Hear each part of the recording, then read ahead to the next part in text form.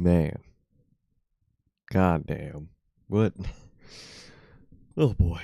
Oh boy. Triple H, WWE, Nick Khan, TKO. They're lucky that we had an amazing weekend in the city and that show was in the United Center, man. Because, man, that he was on one. He was on one, man.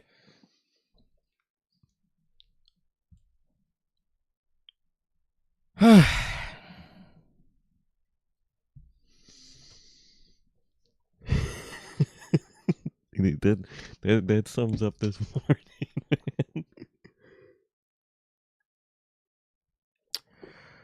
You know,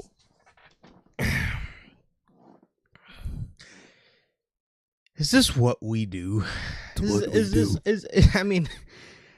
this what we do, Paul? Man, why is it? And I just realized this. Why is it every time we come on here for these pay-per-views, Sir K says the opening line, and when it's my turn to talk, I don't know what to say. Why is it we have to sit here in silence every time? Why can't I say, man, that was a fucking great show. Man, Paul, you fucking killed it. You knocked it out of the park. You're the man, Paul. Why can't I say that anymore? Why do I just sit here in utter silence and disbelief every time we do this? Because it's what we do. It's what we do at this fucking point. It's what we fucking do. Literally, in terms of non-evolution, last year's Chamber is probably the last time we really, for a WWE show, came on the review hyped. And that was because of John Cena and that bomb-ass Chamber. And then you cut to a year later, and the special moment we get is Danhausen and those two dud Chamber matches. That was horrible. That was a horrible pay-per-view overall. They are so lucky they have CM Punk and Finn Balor on that show, man. They're so lucky. They are so lucky. Oh, my God. Becky and AJ, ending sequence was great. Fucking snooze fest of a match, man. They should have had AJ in more matches building up to all this because, my God. Women's Chamber was nothing. It felt nothing. I felt nothing. It was nothing. And the Men's Chamber was the ultimate, what the fuck is this? You had Logan Paul eliminate half of the guys for no reason, and then just two separate, for both Raw and SmackDown, Bloodline Rules attacker in the match storyline. And I also saw a statistic, under Triple H, every winner of the Chamber has won because of interference. of someone who's technically either out of the match or not even in the match. Makes sense. That makes sense, yeah. I mean, ever since he took over, Logan Paul cost Seth Rollins his first year. It was 2023. 2024, it was Logan Paul costing Randy Orton, which led to McIntyre. 2025 was Rollins costing Punk for Cena. And then this year, we got Drew costing Cody for Orton. This was a show we attended, obviously. I'm actually very excited to show you guys the merch that I picked up. This is gonna be my last live wrestling show for a long time. So, our banner is going right next to fucking Derrick Rose and Michael Jordan, because it's gonna be a while. It's gonna be a while unless some dirt cheap AEW show comes to town. And Will Ospreay's there, and Will Ospreay's there, and it's a pay-per-view. We might pop out to that, but other than that, this is going to be my last show for a while, so I did drop a ridiculous fucking amount of money that I probably shouldn't have gave WWE because they didn't fucking deserve it after that show, but I did it because it's going to be my last show for a while, and I was fucking with the merch. So, look, man, I'll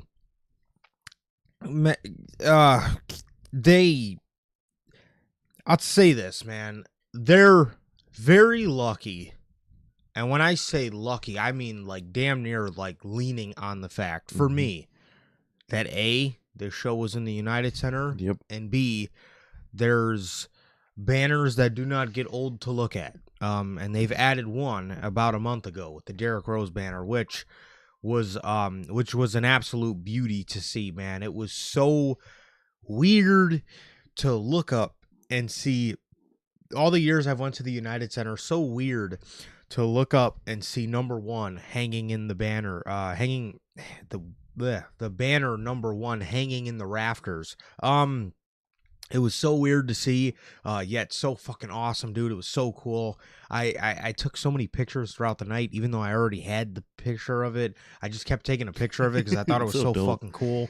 But man, the Derrick Rose banners to see was so cool. All the Blackhawks banners was dope. The United Center, just a different vibe, man. Just such a different vibe. Such an awesome vibe for a show. The aura in that, just the aura points that arena has is it never gets old. It really does never get old. Acoustically, that arena is fucking awesome. The bass is crazy. Yeah, the bass is nuts in the UC. But man, such an awesome, even like just being outside of it, walking around the area down there, man, it's such an awesome vibe. It's such an awesome vibe, man. There's like, maybe I want to say like 2 blocks away from the UC. You know, they got those like elevated, we have our Chicago elevated subway system, man. So you just see the train, you know, running past the whole time, man. So it's such a dope vibe. It just feels very Chicago. It does down there, man. So that's just something that never gets old. The vibe of the city was dope. We did see the Michael Jordan statue after the show. So that was also really cool to see, man. But God, when I tell you, oh my God, when I tell you that they're so lucky. Carried the show for the vibe of the fucking arena. Carried the show so hard.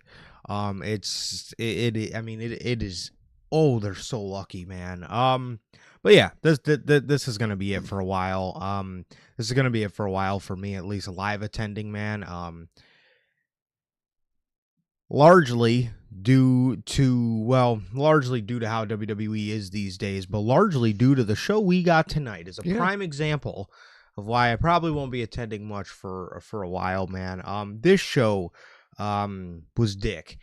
This show, and look, like experiencing the show live made it better. Made it a lot better. But if you look at on paper what they did, experiencing the entrances of people were really cool, man. And again, just the vibe of being there made the show better. Oh, yeah. And I still have my feelings about the show. I thought the show just didn't deliver.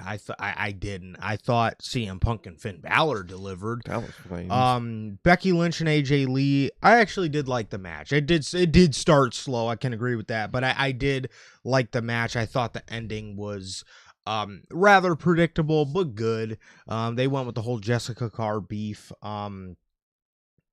And yes, Logan is correct. It did not feel like a Chicago crowd. I can say that. The vibe in the arena during the show, because WWE had us bored half the time, man. People are the vibe in the arena did not feel like a Chicago crowd.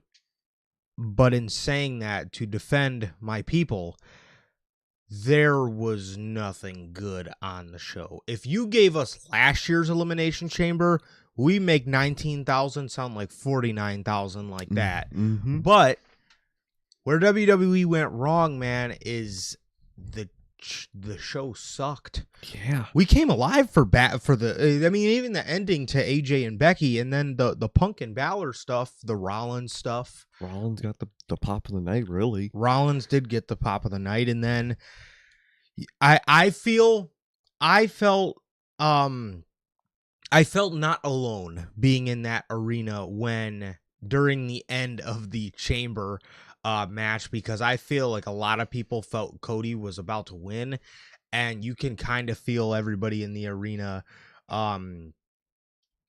You can kind of feel everybody in the arena, just start to feel a little defeated. I feel like everybody, and especially too, we heard a lot of people over in our section. Everybody was starting to get pissed because everybody thought Cody was gonna win. And then they popped for the Orton win. Yeah. Which I think was better. I think was a better route than Cody. It was. I still have my concerns about that, and obviously we're gonna fucking talk about it. But man, oh boy, I didn't feel so alone in being frightened about this show, man, because I felt a lot of people kind of felt the same way. I felt a lot of people maybe were just there because wrestling fans sort of feel a lot of wrestling fans feel obligated to go to shows when it's in their town. I felt obligated to go for a fucking Derrick Rose banner, but no, man, I've been in a lot. I'm even looking around for like big spots and stuff. Typically people like stand up for those kind of things. Nobody even really stood up. I was like, nobody was standing up during like any of that show, to be honest. Yeah, I was like, man.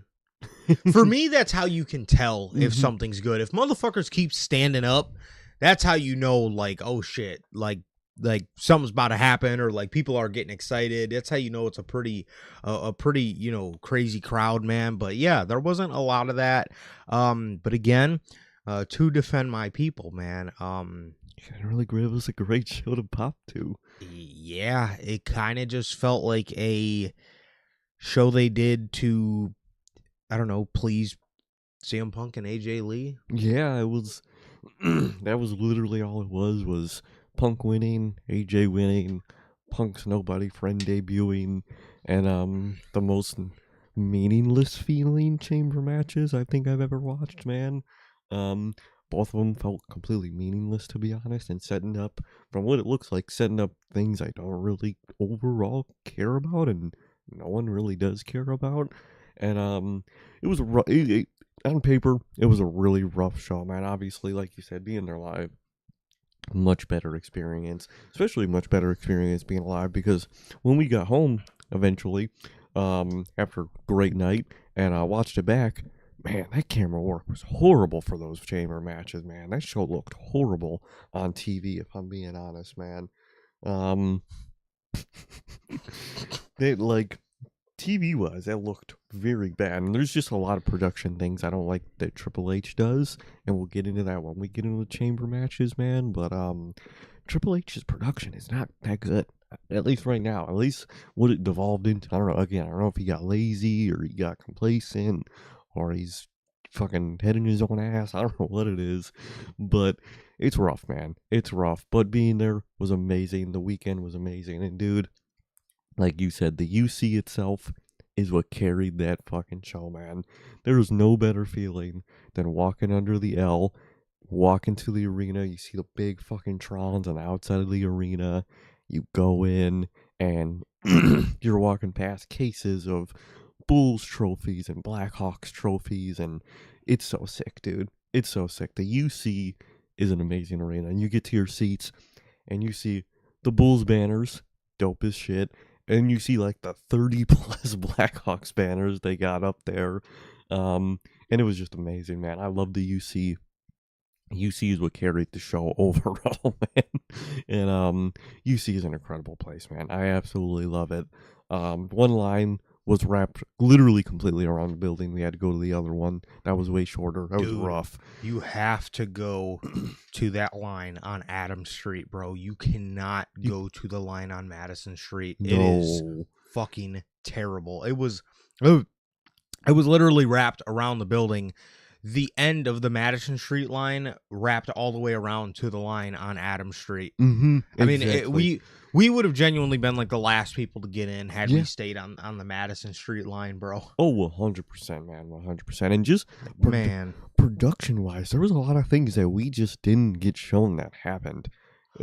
That's one of my biggest complaints about the show. Like, coming home and finding out all this shit happened, and then they just had us sitting there listening to fucking voices. Dude, like, what? For us in the audience, when the show ended, they didn't show us anything They didn't show us nothing. We literally just sat there, watched Randy Orton talk to fans in the crowd while hearing his music, and then the employees eventually just told everybody that we got to clear out because they got a game tomorrow. We didn't hear a single thing about the post show. Anything. No audio, nothing on the Trons, nothing. Even with the pre-show, the last 30 minutes of it, we just didn't hear at all for no reason. Like, Triple H, what are you doing, bro? Horrible, man. This company's production has just really gone under, man. It really has. They're lucky it's in the UC, man. They're lucky that was in the UC, man, because when you look back and you watch that show, boy, oh boy, was that horrible, man. Yeah, man. On paper, the show is a lot worse. Worse. And again, I think, at least for me, the live experience for sure did carry it. But even in saying that, I still don't really have too many flattering things to say about the show. That might have been the favorite section of people I've sat around for a wrestling show, dude. I'm trying to think of who else. First Dance for me. First Dance, true. Yeah. This might be second, because that shit was hilarious, dude. The people around us were popping the fuck out of me, bro. They really were. Everybody. Our section was pretty lit for a 200 level. Our section was pretty lit. When I sat 200 for Collision, I think me and my pops were like the only ones that like were excited to be there. I genuinely believe that. That's hilarious. My dad is fucking marking out over CM Punk. I'm marking out over CM Punk. Just crickets around us. Everybody's probably judging us so hard, but who cares, bro? At the end of the day, why are you paying money if you fucking just stand there? If you're just fucking sitting there? You know, I mean, show me some enthusiasm, bro. Something, man. But the section that we did get lucky this time with, we had a good crop of people around us, bro. There was these two little kids. There was little kids next to us and little kids behind us that fucking hated Cody Rhodes. That shit was hilarious. So that was popping the fuck out of me all night. They were chanting "Fuck you, Logan." Yeah, they were like fucking 7 years old chanting "Fuck you, Logan." That shit was killing me, man. Hilarious, bro. The people to the left of us didn't know who the fuck Danhausen was until they realized, and then they were pissed. Oh my god, bro. That shit was hilarious, bro. Oh, we were in a very good section, man. We were. Yeah, I think. Besides the First Dance. Yeah, the First Dance was great. SmackDown was really good. SmackDown was actually really good. Well, too. the dude in front of us, the motherfucker that looked like JC Mateo, he was holding a sign up in front of our face, but he was so he did like make part of the night. He did because he was so excited. He was so excited. It was like, I wish I fuck with this dude, bro. Like I'm sitting here excited, but I still wish I was excited as he is, bro. Exactly. Because, bro, we were watching Main Event and fucking this dude in front of us, he looked just like JC Mateo, bro. Dead ass. He looked like JC, man. And we were watching Main Event, and this dude, I think it was Angel Garza versus Ray Phoenix. This dude was losing his shit, bro. And he was sitting there just saying the cringiest shit. Like, Ray Phoenix is mounting a comeback. And he said, "Come on, Ray. Hit him, Ray. You can do it, man." And I'm like, what the fuck? I'm like, what? But at the end of the day, I'm like, look, man. I wish I was that happy, man. I'm like, I wish I was that excited for Main Event, bro. Like, I fuck with this dude, man. And the people behind us were real cool. First Dance was really good. Survivor Series 2023 doesn't count because I feel like we were in a group. We were kind of just in our own group, so right? I really didn't pay attention. I didn't give a fuck about the section. We kind of made that section. We kind of did. I think the dudes behind us were funny because wasn't there drunk dudes behind us that were joking around and that were funny? I think you're thinking of SmackDown. Oh, I thought something also happened at Survivor Series. I think, but also SmackDown too. What was that one you hated? Was it that random Dynamite we went to? I think it was that random Dynamite where we sat. Or it was Thanksgiving Dynamite. It was. Where we sat by some dude with a Danhausen voice, dude. Yes. Oh, I wanted to choke that guy, man. Oh man. It was horrible. Yeah, 100%, dude. 100%. But the first dance, bro, all I remember was Just damn popping. near giving myself a heart attack. I'm hugging people I don't even know. I couldn't even tell you to this day what these people look like. Except for my one guy. Shout out Matthew Reed. Shout out. We see him at all the shows, but I remember we were dapping up with him. I remember turning around and I was just hugging motherfuckers. I don't even know who they were. I don't know who the fuck they were. And then us standing in a merch line, and I also remember like dapping up, like fucking running down the merch line, dapping up with everybody. Bro. So there was that, but the first dance was fucking ridiculously lit. Oh yeah, the people in front of us were annoyed at us for chanting CM Punk. Yeah, there was the little kid that kept fucking turning around and looking at us, bro. Oh, that was funny. That was funny. Yeah, fuck that kid. No, exactly. Man. But yeah, I did forget about that. I can't lie. I did forget about that. But yeah, no, we did get lucky with a good section. We did. We got a good section for sure for this one, because especially, dude, usually it is a bit of a toss up if you're sitting 100 or if you're sitting 200. At least because the last time I sat 200, it was rough. It was rough. Yeah, it was rough. Me and my dad definitely carried the section, bro. But yeah, trying to think what else, bro. Stu, tell him about Stu, bro. Yo, cameraman Stu, John Cena's Stu, by the way. So after the show, we're walking in town. We hit the Superstore one last time, see what they got. They had this one incredibly fire Jacob Fatu shirt that was not in a small. I was like, you fuckers. So after we're done with that, we wanted to loop back to the UC and see the Jordan statue. Even though we got to see it, but it was behind glass because they fucking built a little part of the building around it. Yeah. For whatever reason, man. But we head back up to the UC, taking pictures. We find the Jordan statue. We're taking pictures, man. There was 2 Blackhawks statues that we were also taking pictures. That was really dope. And we're walking back, man. And we walk past this guy, and I'm looking at him, and I'm looking like, dude, that man is familiar. Because I'm in my head, I'm like computing. The cogs are turning. I'm like, was that one of the merch dudes? Was that someone like an employee of the UC or something? I'm like, who is that? It wasn't until right when he was looking at us, and he was looking at me, looking at him, and I was computing, and he looked scared and like nervous that I was like computing. And then it wasn't until after he walked past it, Johnny was like, bro, that was fucking Stu. And then once it hit, I was like, oh my God, that was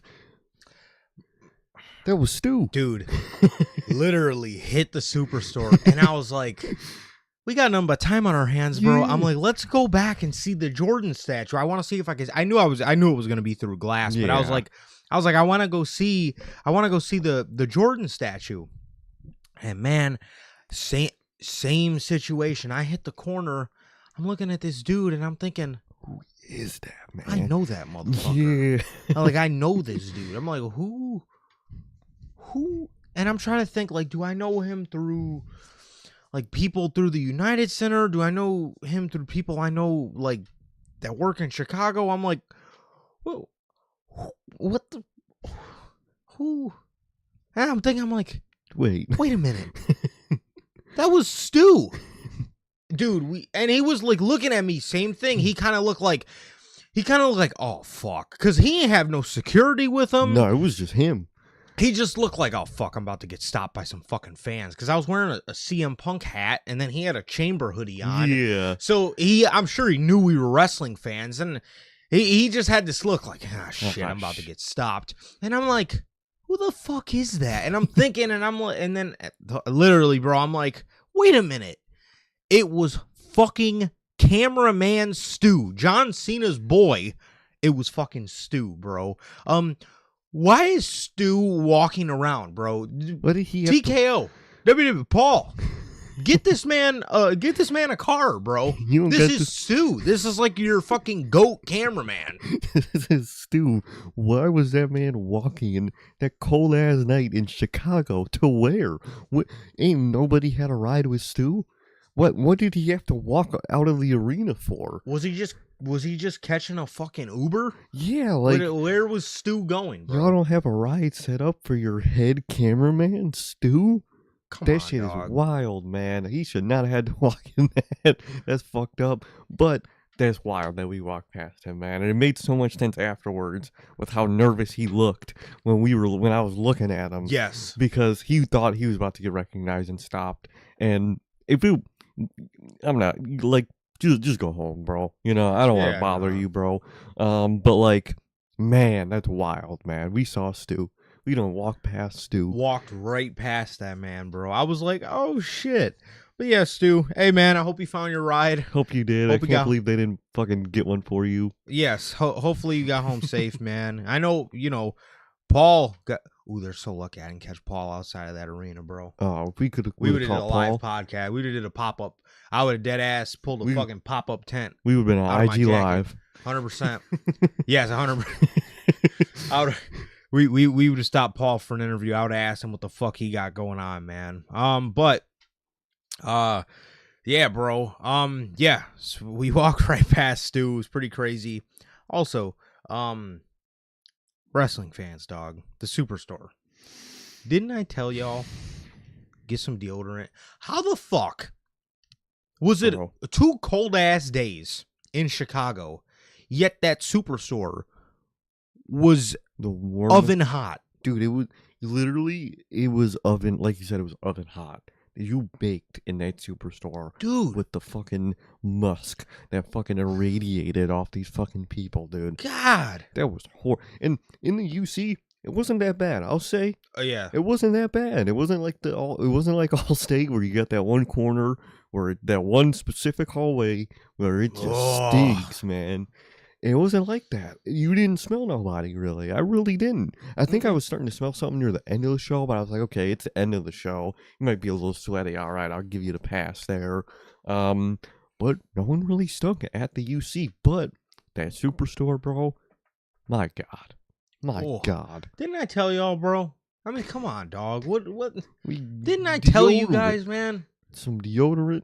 And some fucking something spray. You gotta have some type of good smelling spray, cologne, fucking spray on, liquid on, dab it on your neck, something, bro. You don't got nothing? Nothing. You don't got nothing. They got nothing. That's crazy. That's wild, man. That was wild, man. And that Superstore, they had good stuff, man. They really did.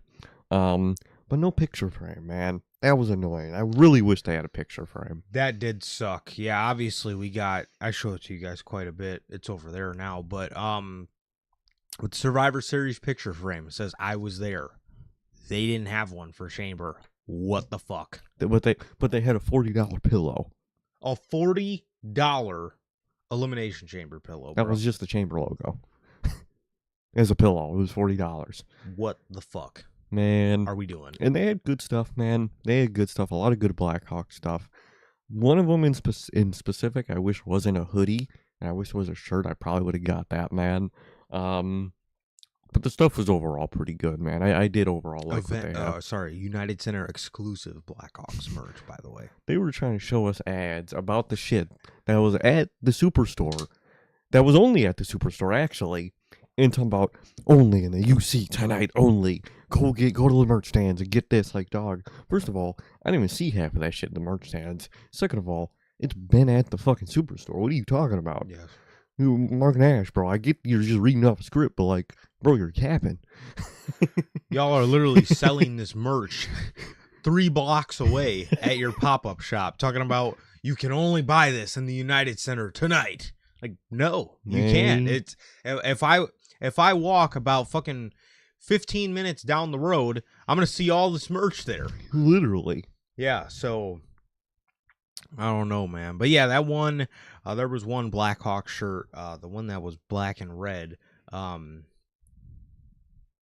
do wish that was in a t-shirt. They only sold it in a hoodie. And then, too, We live in Chicago, bro, and the only long sleeve shirt that they had was the OG CM Punk shirt, Boom. the white one, But a long sleeve. in a long sleeve. Like, what? And some of the random Superstar merch was like, they had the Gunther tap like a shirt. They had fucking a random Brock shirt. That one Heyman shirt where it's just his face. Gentlemen. Oh, like horrible. Like, some of that shit was horrible, and some of it was absolute fire. They had one really good Fatu shirt that they did not have in my size. Those fuckers, man. And WWE has this big problem for me with never having small. I'm a small dude. I wear small. WWE never has small, dude. That company specifically never has small. Usually, we go to an AEW show, they got smalls. They got that shit loaded up. They got all sizes loaded up, actually. I don't remember them ever not having a size in an AEW shirt.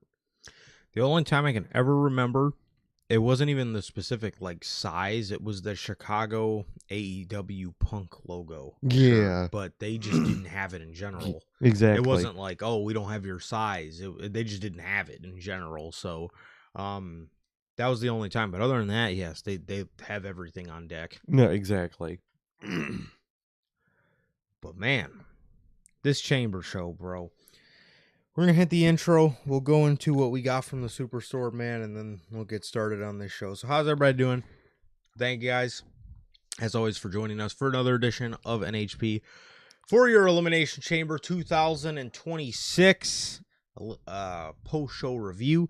And with that being said, man, if this is your first time watching, you guys do know how the show works. Every Tuesday, we're on here at 12 p.m. Central with NHP Unscripted. Every Friday at 3 p.m. Central with the news. And for the pay-per-views for both WWE and AEW, we are live normally directly after the show with the post-show review, excluding this one. So with that, the next time you guys can catch us on here for one of these post-shows is in 2 weeks for AEW's Revolution. With that being said, if you guys did miss yesterday's 2 days ago's edition of the news, you guys can now find that on all platforms, that is Spotify, Apple Podcasts, and if you want to say first, join us right here live every single Friday at 3 p.m. Central for the news, man. And with that being said, if you guys have not got a chance to get your hands on some of the official NHP merchandise, you guys can now find this live on the merch shop. That is bonfire.com. Links at the top of the description of this very video, man, where you can get this beautiful piece that I am actually wearing today. The slept on design that is available for you guys live on the merch shop. That is bonfire.com. Link is at the top of the description of this very video, where, like I said, you can find this beautiful new design as well as all the other ones on there right now as we speak, man. So with that being said, if this is your first time watching and you do not know who we are here at Notorious Heels, I am Johnny, one half of the host of this very show. And as for the other half, we got my man Sir K here. Sir K, go ahead. Let everybody know what it is you are smiling about today. Smiling, man. It was an amazing weekend, man. I love touring the city, man. Walking around under the train, seeing all the sights, man. And it was really good. We found a really good spot behind the UC to park. We're going to gatekeep it because fuck y'all. But respectfully, but we're going to gatekeep it. But, it allows us to be by the UC, but like walk around and see everything, man. It was an incredible weekend, incredible food.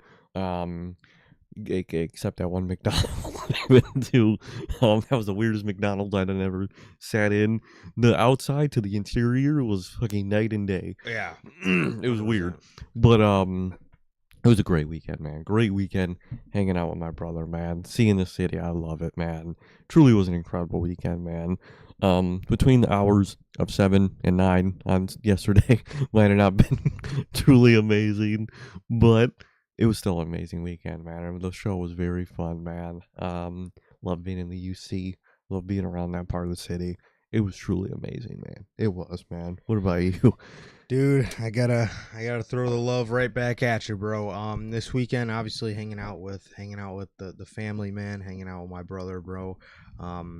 Amazing, man. Amazing stuff. Got to try some pretty amazing food. Throughout the whole weekend, man. Found a really nice.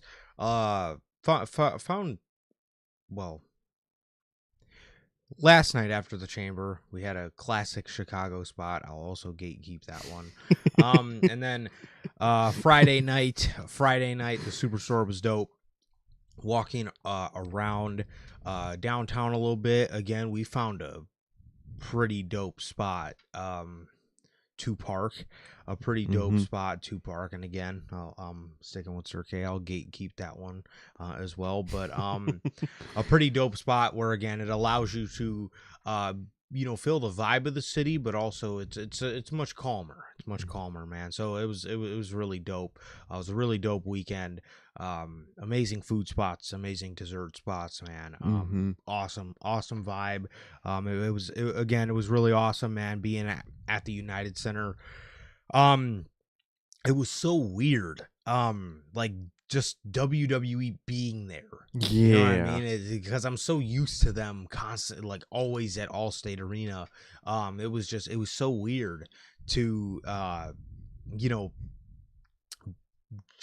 just kept saying to myself, like, man, I'm at a WWE show in the United Center. Like that's just odd, man. That's just so weird. Definitely not used to that at all. But yeah, man.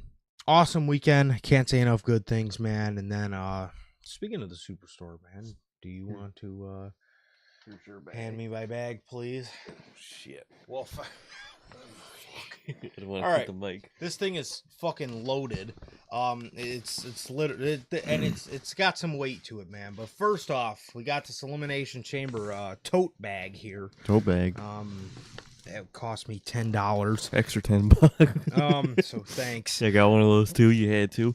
So that's everything I got. This is my little haul for you guys, bro.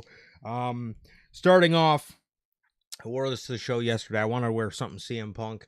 I got the CM Punk knit hat. Hey. They don't.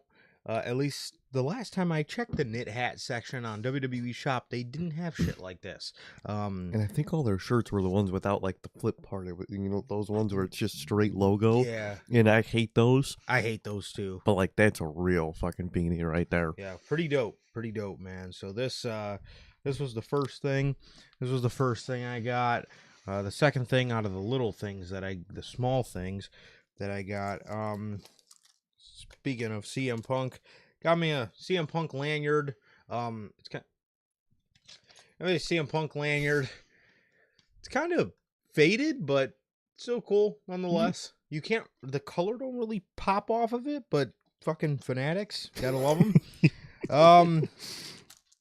Got another lanyard here.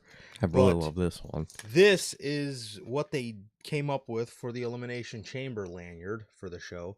It comes with a little chamber keychain on it as well. Pretty dope. Pretty dope, man. That's what they did. I like it a lot. I always like to get the lanyards, being that they don't sell them on the site. You can really only get them in person.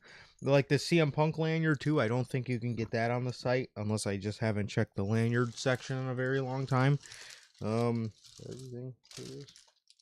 Yes. Okay. So, the last two little things... Got a CM Punk Windcraft magnet. I love that it's red too. I love when he does red, dude. Super dope. And then got another magnet Hey. for my mini fridge. So yeah. Chamber and CM Punk magnet. Okay. Do you have little things you want to show before I get onto all this shit? I do. One thing that we didn't buy. Oh shit! It was given to everybody in their seats when you pulled up to the United Center. Was this, man, a little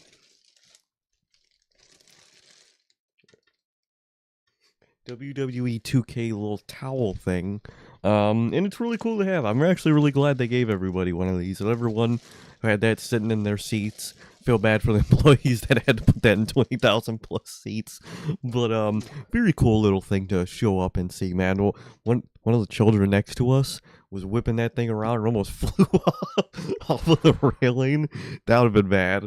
But that was a really dope thing, man.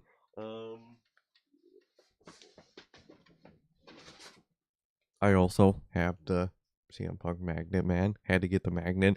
I also got the lanyard. I literally already put it on my keys and swapped it out for the Survivor Series one, because my Survivor Series one is actually like so degraded at this point. I had to swap it, so that one's on my keys. And I think that's all the little stuff I got. I think so. Do you have your glasses cleaners in your bag? I forgot mine. Also, another free thing that we were given, checking out of the Superstore, man, was a little John Cena farewell tour Zenny brand glasses, glasses wipe, and it comes in a little thing, and then it comes with a little glasses cleaner. Let me get out.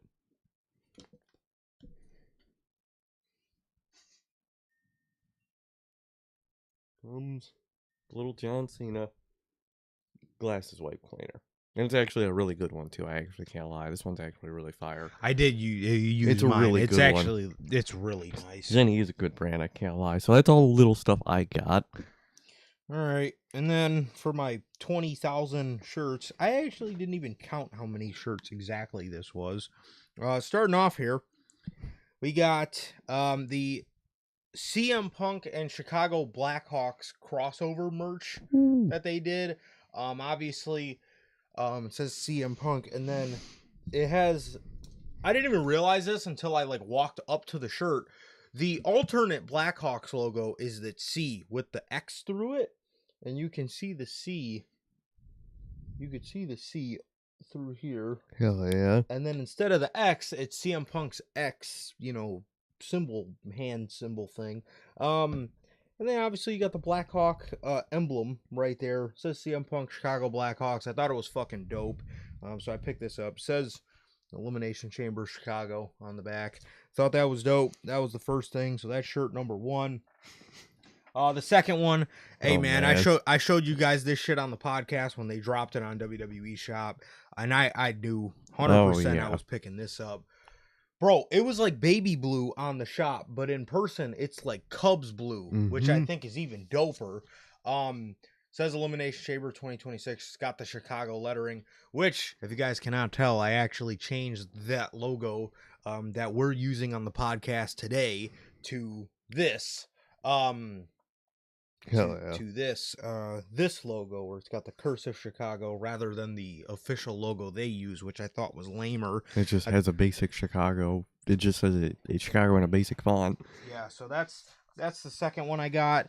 The third piece of merch I got is the Eliminate. I was gonna get the one for Survivor Series had they fucking had my size, but of course they didn't. So I was able to bounce back for Elimination Chamber and get the Elimination Chamber. I don't know why they didn't put Chicago on the front of that. I don't know if that's a botch, or if they just took it out of the logo. It's the Elimination Chamber zip up, man. It says Elimination Chamber, Chi-Town 2026 Chamber, Saturday, February 28th on the back. So that's the third piece. It's still going, guys. It's still going. We got more chamber merch. But this was the I Was There shirt, which obviously is a necessity at every show. You got to get the I Was There shirt. Chicago Elimination Chamber 2026. Pretty dope piece here. Obviously, you got the skyline, got the Chicago stars in the bottom, with the ribbons, and then on the back, it is the Chicago flag. It says I Was There. Pretty dope piece again. So that's number, what is this, 4 now? Hey, they were handing these out, guys. Oh my god. You can scan this. If you guys scan this code right here, if you guys scan this code, it does nothing but lead you to buy the tickets. To buy WrestleMania tickets. There's no discount code.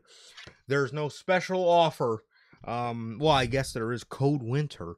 Winter. If you guys want, that's the problem with Mania this year is we needed a discount code rather than just cheaper ticket prices. But yeah. So there's that. And then I think I think all we got left is talent merch, I'm pretty sure. So what is this, number fucking 5? Yeah, guys, I told you this is a lot. We got the OTC1 shirt. Even though Roman Reigns does not fuck with Chicago He whatsoever, we got the OTC one, the little spray paint shirt that they just came out with. There's Roman Reigns on the back with a fucking ginormous WWE logo. Pretty dope shirt, man. Pretty dope shirt. Most of his shirts are pretty dope. And then last but certainly not least. Oh, okay. Never mind. That was my Punk towel I was looking at. Last but certainly not least, man. We got the newest. We got the newest Jacob Fatu shirt, man. We got it's the wolf head. I actually love like the yellow teeth on that. I love the actually colored teeth, dude. It's so sick. Yeah, I think that's dope as fuck. Yeah, it's got like some snake skin scales behind it, man. Pretty dope. Pretty dope piece. Says Jacob Fatu on the back.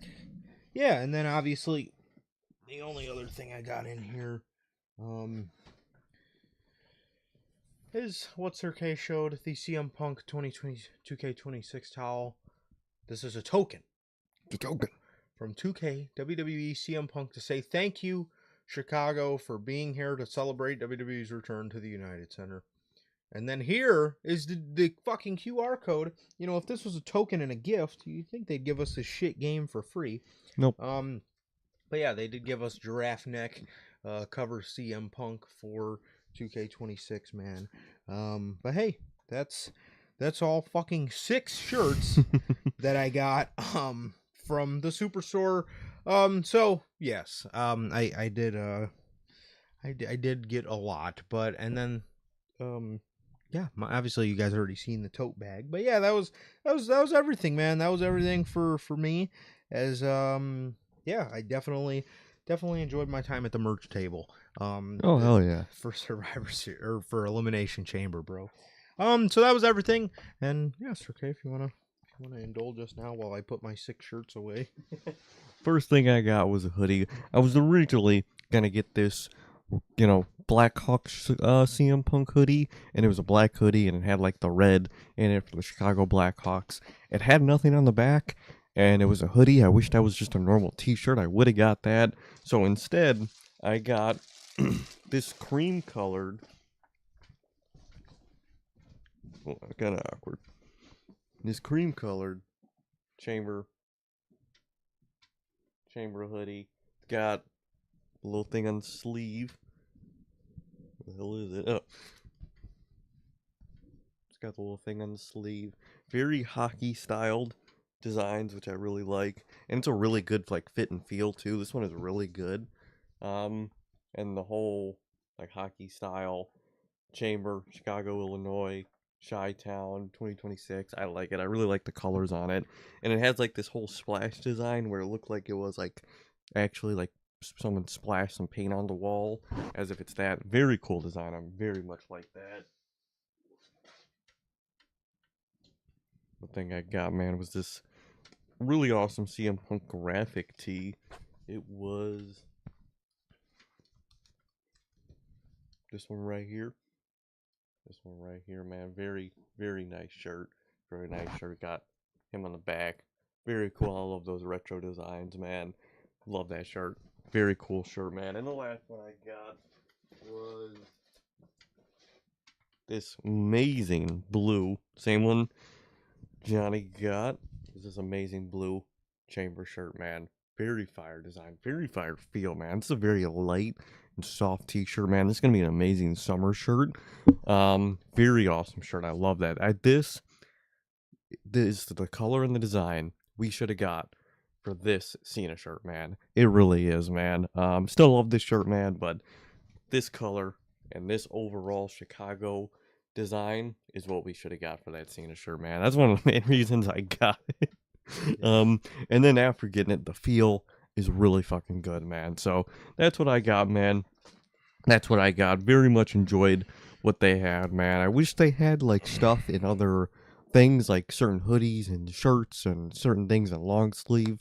But overall, great haul for merch, man. Great merch store. And that was probably more fun than the pay-per-view itself, was getting the merch. Yeah. It was. It really was. I was more excited to come on here and express to you guys what I got at at the merch table and at the Superstore rather than the actual show itself. Now on to the negatives. Reviewing the show. Oh boy. Well, first, Logan says in the comments, 4 episodes deep in RE9, and he said it's fire. That's what I'm hearing. I'm hearing the game is incredible. Okay. I cannot wait, dude. I'm hearing it's very fucking good. I can't wait either, man. But we got we do have manager Logan in the chat. And we also got my brother JT, man. He says, glad y'all had fun. I watched it last night. Brother, what did you think, What'd you think, man? The experience was great, but I can still acknowledge I did think the show was bad. Oh, yeah. The experience was good. And again, I'm still saying the show was bad, even though I was there. I can only fucking imagine how mad I would have been last night had I watched a show like this on TV.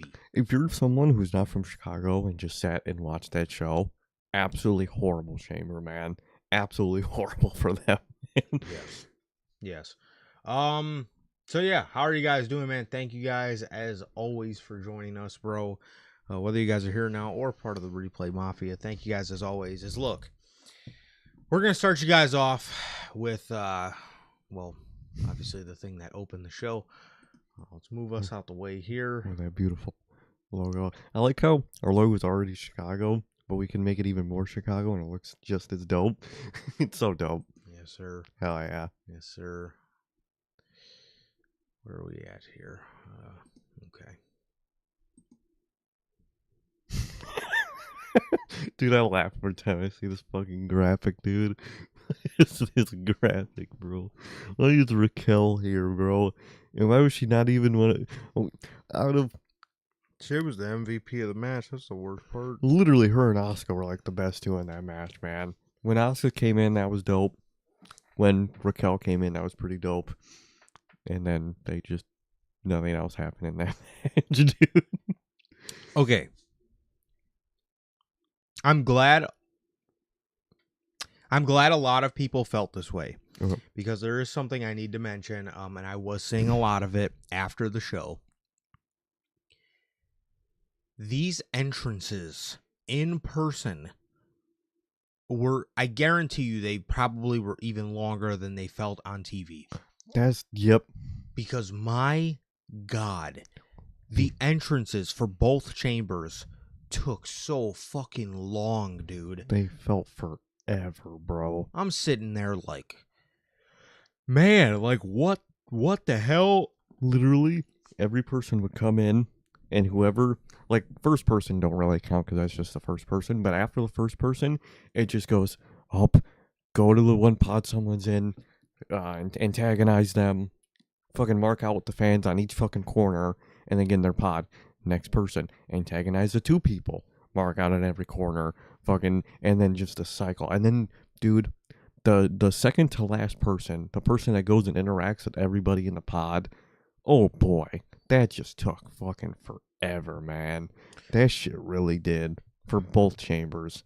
Yeah, I mean, like, don't get me wrong. And like, I get it. Yeah, I like it. I do like it. I think it's a good. It's you know, it's like having a War Games cage. You know what I mean? It's you know, those are cool, you know, elements of, you know, storytelling to have people stare down with other people in the pods or whatever the case is. It's cool. I like it. However, man, it felt like it took forever, dude. Like, you guys maybe gotta walk a little bit faster, bro.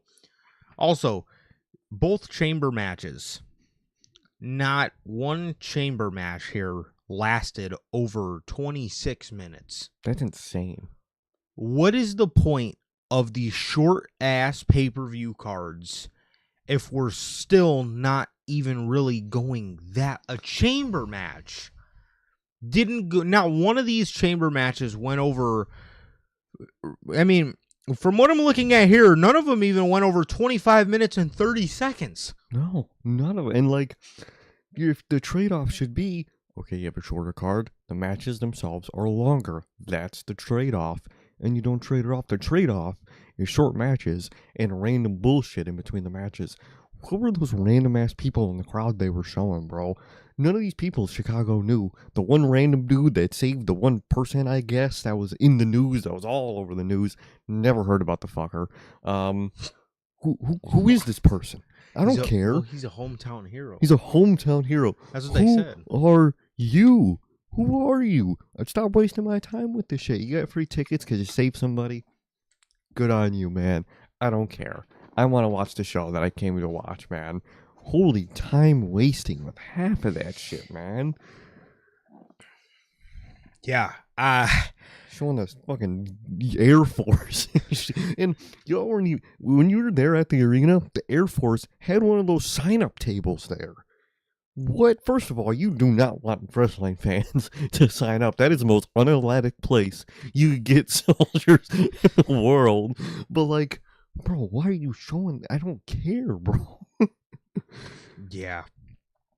They did have a recruiting table, and I do not think you want to recruit a wrestling fan that's wearing like a 6X Brock Lesnar shirt. It might be perfect. You have basically a human biological weapon you can deploy on whoever your enemy is. So actually, low key, a demolition ball. Dude, watching that show back, Michael Cole, man. He got bad again. Man. He was doing so good for like 2-3 years straight, and then he went bad again. Man. I don't know what happened to my guy, bro. You know, Manager Logan's right. First career. Yeah. We did find out last night this is CM Punk's first career match in the United Center, man. So, you know, he's an old geezer, but he is a rookie. He's a rookie, man. In the United Center, man. He's a rookie in the United. Him alone sold it out for AEW, bro. Yeah. Multiple times. Has he even ever been in the arena before, other than last night? I don't Apparently think so. not, though. Apparently not. Yeah. I can't say I've ever seen CM Punk in the United Center. I've also can't say I've never seen CM Punk live wrestle in the United Center. Can't say I've ever seen it. Never. I'm pretty sure. Yeah, I don't know. You know, when I went with my dad for Father's Day a couple years ago, you know, I'm still trying to wonder why he was, you know, wearing a CM Punk shirt at that show. I would wonder. Why you guys even went to a collision in the first place? You know what I mean? Yeah. Still can't figure it out. But yeah, it was his first career match in the United Center. And, yikes. What a fucking, how tone deaf. Yes, the entrances took forever. Mm-hmm. The entrances took forever, man, as...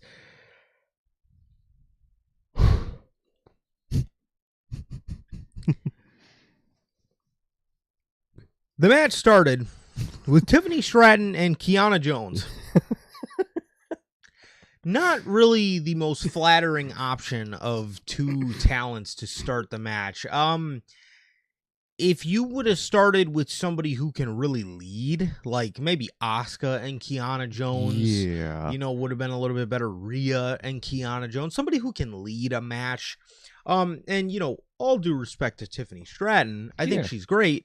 She's at a point in her career where she still does need a leader overall to have a really good match. This started off a bit odd. Once they kind of started getting into their spots, you know, it made sense. Sir K, let's talk about the chamber argument. Okay, first of all, I completely forgot to answer one of Logan's questions. How was the view of the chamber inside the arena? I liked it a lot. Was really cool. It was massive. It took up the whole entire ringside area, obviously. I did like it a lot. However, they say don't meet your heroes. I get that. They say don't meet your heroes, and I guess you can apply that to don't meet your favorite structure. If your favorite structure is the Elimination Chamber, my favorite match stipulation is the Elimination Chamber. I think when done right, it's perfect. An amazing concept. I fucking love it. It was dope to see in person, like the size of it. It was very tall and, you know, very menacing. That was one of the 2 times I got goosebumps throughout the show when they were fucking lowering the chamber. Most definitely. However, my complaint about the Elimination Chamber live, on TV, you can hear a little bit of the chains move. It's obviously not like a very loud noise, but you can kind of hear like, people clinging up against the chains or whatever. In person, you can't hear a lick of nothing with that chamber. You see somebody get thrown up against, and obviously it's easier to hear on TV, or I'm sure if you're ringside, you can hear somebody be thrown against the chains. But like if you're sitting in like a normal seat in the crowd, you cannot hear a lick of anything. Pro. And then when they do spots on the outside, it made me realize it made me realize why people argue the old chamber so hard, because there was a spot where Kiana James got suplexed on the outside. If that was on grates, that would have sounded amazing. And I get the argument of, prolonging their careers and all that shit. I get it. But how many bumps realistically are there on those grates to the point where you had to completely get rid of them? Now, after seeing it live, I get the argument. I get the fucking argument. I get why people, I get why people argue the old chamber. And I like the current chamber. I do. I think they should add grates. I don't think the padding is really it. At least from the look of it, dude, they literally bounced. Like it literally looked like they were on a fucking trampoline. It does, and that's what it looks like. That's what it sounds like. And I never got the chamber argument ever since they replaced the structure. I was like, I kind of get what people are saying, but like it looks fine. You really can't tell like that it's padding. It just looks like a little metal floor or whatever. So I was like, I don't really get the chamber argument. I think the new structure's fine. Live, I completely get it, because like you said, dude, you hear nothing, whether they're falling on the mat or they're getting thrown against the chains. It is dead silence you hear, man. That also could just be a WWE production thing of not properly putting mics under, like, probably each side of the structure. You think they would, something like that. Add some metal sound under to where you hit the mat and a metal bangs on a metal or something and you get a sound. I think you could build that a lot better to have a cooler sound. But, yeah, sound-wise, I was like, damn, you don't hear anything when it comes to the chamber, man. That was unfortunate. Your don't meet your heroes argument made me pop, because that's unfortunately very, because take War Games in person, for example, is one of those things where it does like fit what you thought you were going to see when you go visually see a War Games and you hear it. It is really cool. And War Game and Chamber, it's very cool visually. I mean, seeing the size of it and the lights on it, it is very dope and very cool. But man, sound wise, they could do a lot. They need to add mics. They need to do something, because in person you don't hear a lot, man, and that's unfortunate. And another production thing I don't like that Triple H does with the Chamber, man. More of the TV side of the production for it than the live side. I hate. They start the countdown, and the second they're on like 5 and 4 of the countdown, that's when like the whole lights, the whole top shot where the lights are switching starts, and then by the time the countdown hits to 1, the person's door just opens, and you know who it is. I think that's lame. I think that's really lame. What I want it to be is you count down, 0 hits, you look at the top camera, all the lights, it goes random.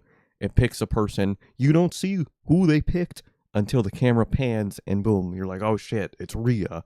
I don't really like the camera in there, in the pod, and you see right at the moment who gets picked.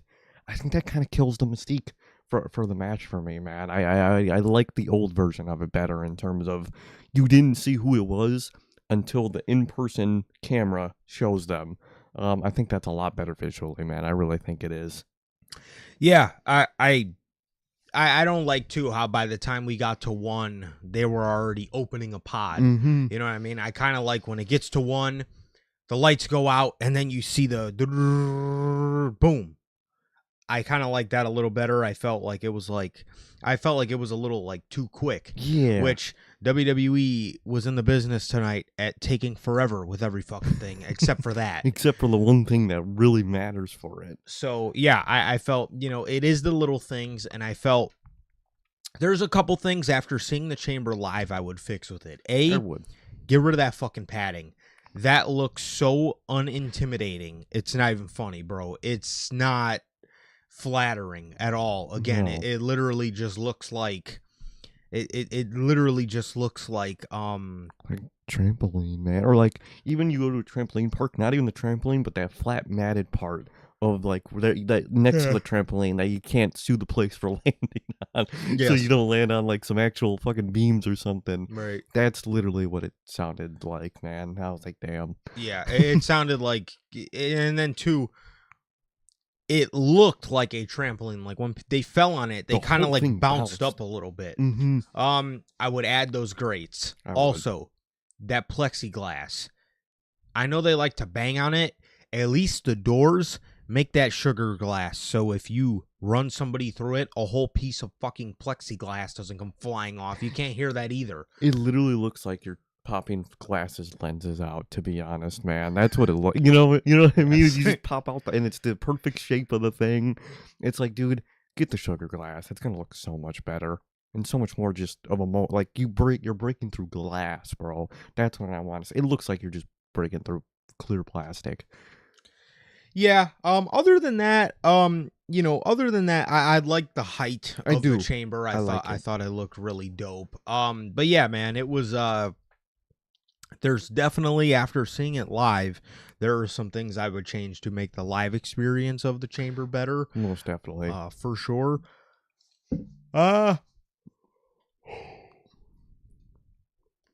We had a spot early on in the match where Tiffany Stratton was, like I said, suplex Kiana James on the outside. Literally looked like a trampoline spot. And then she went to backflip tumble into Kiana James, and she flew right into Raquel's pod. Ooh. Alexa Bliss would then come out and go to give a Sister Abigail to Rhea Ripley, which looked that was awkward. They were struggling to figure out the position for that one, man. Yeah, I don't know what happened. In like guillotine position. Yeah, I'm like, what are you doing? She's like damn near got her in position for a headlock, and I'm like, what the fuck is going on? Like, what are they doing right now? Hey, I don't know what they had going on. They eventually kind of got into it, somewhat. Kiana Drain. Per Michael Cole, Kiana Drain. Michael Cole says, Kiana Drain is being assaulted by Raquel Rodriguez. Dog, just stop, bro, please. Kiana Drain was took a running power slam through one of the pods. Cool. Which is a pretty cool spot. Raquel just popped the glasses lens right off of the pod. Raquel then gets rolls Kiana James into the ring and Tejana bombs Asuka on top of Kiana James and pins both of them. I forgot to mention, by this point, Alexa Bliss was the first to be eliminated out of the match by way of Asuka missed. And very cool. And a Kiana James roll-up for Alexa Bliss to be eliminated. And then, like I said, Raquel stacks up Asuka and Kiana James and eliminates both of them at the same time. Kiana didn't really show out the way she did in the Royal Rumble, but she was a recipient to a lot of spots. She was. So she kind of showed out in her own way. She kind of showed out on the defense, I guess. She was the one to, in the selling way. Yeah, take a lot of the, I guess, harsh bumps in the match. She took, like I said, that suplex on the outside and then that running power slam through the pod, and then she had Asuka Tejana bombed on top of her. So Kiana James, like I said, wasn't really on the offense. Like in the Royal Rumble, that was very different in the sense of she was back flipping around, moonsaulting, just going nuts. Here, like I said, it was more on the defense, but she did show out in her own way. Yeah. This would leave Rhea Ripley, Raquel Rodriguez, and Tiffany Stratton. Okay. Very, very interesting final three, man. Raquel was the MVP of the match. She actually was, man. And I do like Raquel. I can't say I like her to the degree that Triple H likes her. But I think Raquel's good. Yeah. I think she's good, man. She was booked as the monster in this match. She was, swinging everybody into the cage. So, they did try their best to make her portray her as a monster, as the monster of the match. So that was cool. And like I said, I mean, it added some type of, I guess, adversity for Rhea and Stratton. Rhea was hung up on the cage and then slowly made her way on top of one of the pods. And Raquel was attempting to get Stratton up on the top rope to Tejana bomb her off the top rope. And Rhea Ripley came off with a front flip onto Raquel, where it looked like she almost kind of like Canadian destroyed herself, or at least she was really close to. She was really close to just straight dropping herself on her head. 100%. And when Raquel was down after the front flip from Ripley, Stratton hit a prettiest moonsault ever to get Raquel Rodriguez out of the match. So Raquel was out after, like I said, a pretty decent showing, man. She was actually the MVP of the match. So I got to give her props. Again, to me, she's not the most interesting character, but there's definitely been some improvement since we've seen her come back at Bad Blood 2 years ago, which when she first got into the Judgment Day, she was fucking terrible, man. It was rough, man, but she really came into her own. I like her, man. I don't like her theme song, if I'm being honest. That song, okay, that's the one thing about Raquel that I'll stand 10 toes down on. I mean, you could do this with a lot of people in WWE, but especially the Judgment Day, man. Their themes are horrible in that group. Raquel's song, I don't even know what it says, dude. I seriously do not know how they air that on any type of programming. Like that song is abysmal. That's genuinely one of the absolute worst songs I've ever heard in my life. I mean I'm so serious, man. It's so bad. It's so bad. Judgment Day is cursed with some of the worst music possible, man. But Raquel got a lot better. She was the MVP of that match, man. And I really did enjoy her part in that match. 100%.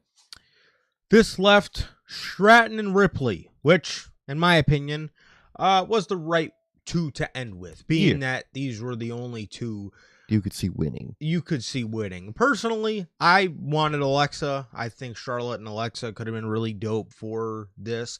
I also think Charlotte in the match over, probably, I don't know, Kiana Jones, would have added another big name in there that could have won. That could have won and could have been an unpredictable name in there. But I guess they needed somebody to take the bumps. So they got Kiana Jones to do it. And Stratton and Ripley didn't really. Now, I'll say I would rather that have been the WrestleMania match, Stratton versus Ripley, because they actually had some pretty decent chemistry in the ring together. They looked comfortable working with each other, and things looked pretty smooth for the most part. And it wasn't too long that they even really got in the ring with each other. No. But from what I seen, it looked good, man. They looked comfortable in the ring with each other. No, they did. They looked like they had chemistry. They looked comfortable, and it was a fun back and forth with them, man. And really sucks that whoever was gonna win was having to face Jade Cargill. Jade fucking Cargill. Or Jade Cargill, as damn near everybody on this company says. Yeah, why does everybody call her Jade Cargill? What's with that? What's with the Jade fucking Cargill? Jade Cargill. Jade Cargill. Logan says Raquel got a lot better when she listened to Kevin Nash saying she had to work bigger. Indeed, she did. I can't see, Kevin Nash gave her really good advice. I don't know Javon Evans should take Kevin Nash's advice. He might be a little too Bojangles for Kevin Nash, and he needs to be more urban. More urban. But it's a crazy fucking sentence to say, man. Yeah. Wild. But good thing he gave Raquel. He gave Raquel good advice. Not really Javon Evans, man. Javon. Javon, as the head booker says, gets his fucking employees' names wrong. But yeah. So, jeez. Stratton went for the prettiest moonsault ever, and Rhea Ripley pushed her. She went headfirst into one of the pods. Ripley would grab her off the top rope in riptide position and deliver a riptide for the victory as Rhea Ripley wins the Women's Elimination Chamber in 2026, man, in what was a rather dull match. Now, overall, if I can think back to last year, the ending with Bianca and Liv, I thought was great. Mm-hmm. I thought that was an amazing women's chamber. I thought it was one of the better ones, probably, at least from what I can remember, one of the best ones that the women have done in WWE. Yeah. You fast forward 1 year later, this shit was dull. It was dull as hell. There was like nothing to get excited about. There was a Twisted Bliss off of a pod that was cool. Yeah, there was the Rhea self pile drive moment. It was that was cool.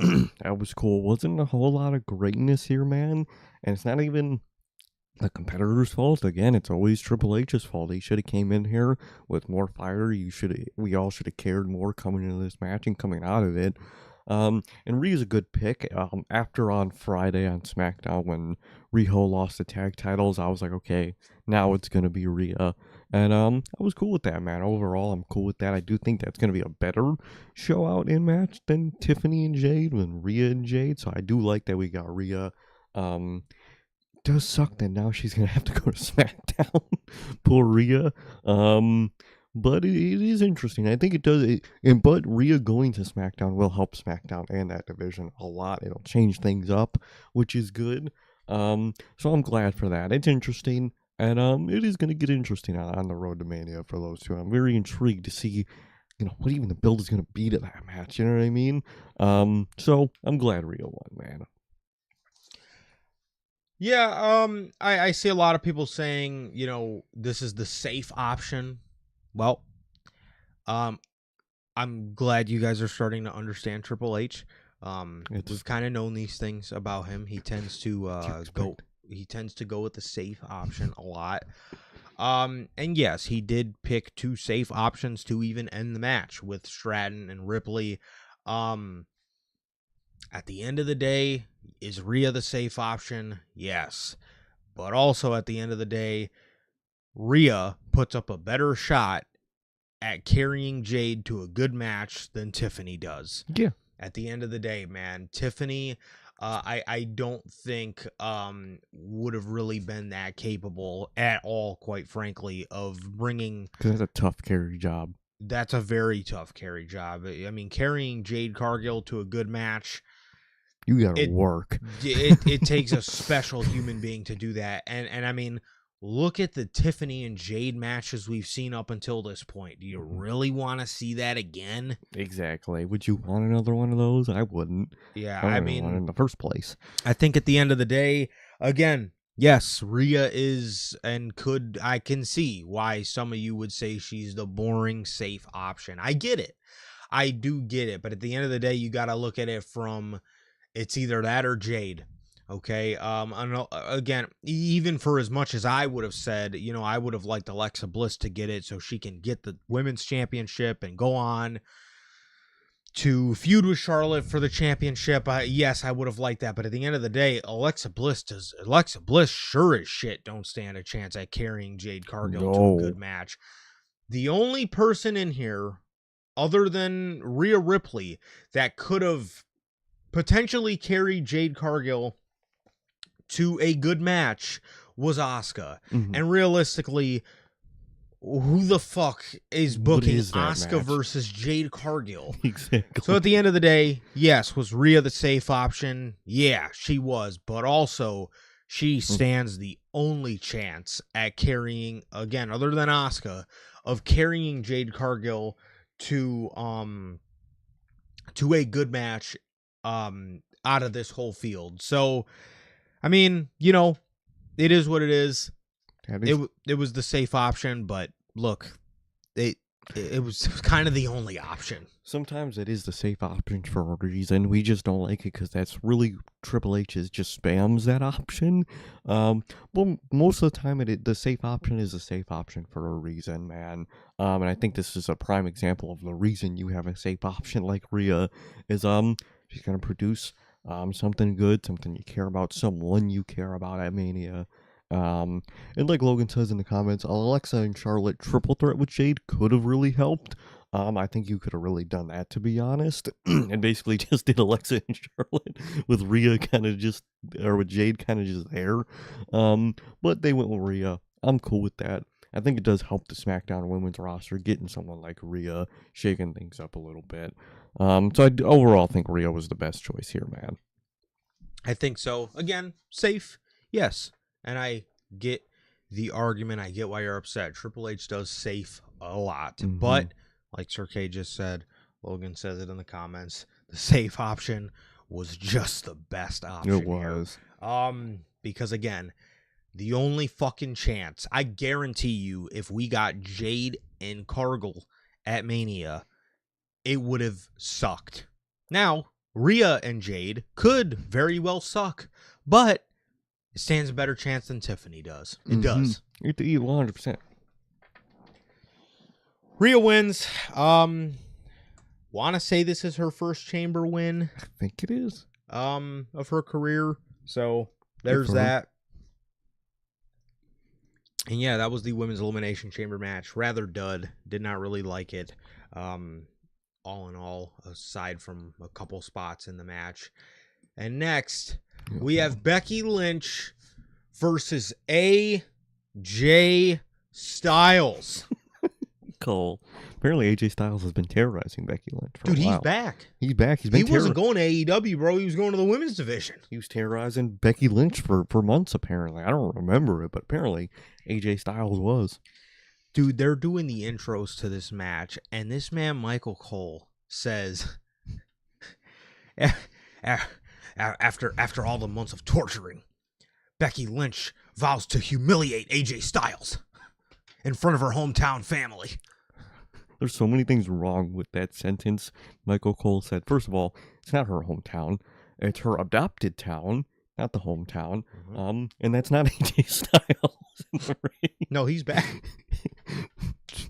Dog. All that farewell was for nothing, bro. It was for nothing. He came back facing Becky Lynch. Apparently, they've been terrorizing her for months, I guess. And yeah, we got Becky Lynch versus AJ Styles, man. Didn't think we would get it. Turns out AJ wasn't going to AEW, man. He wasn't even going to help the young talent yet, dude. Facing Becky.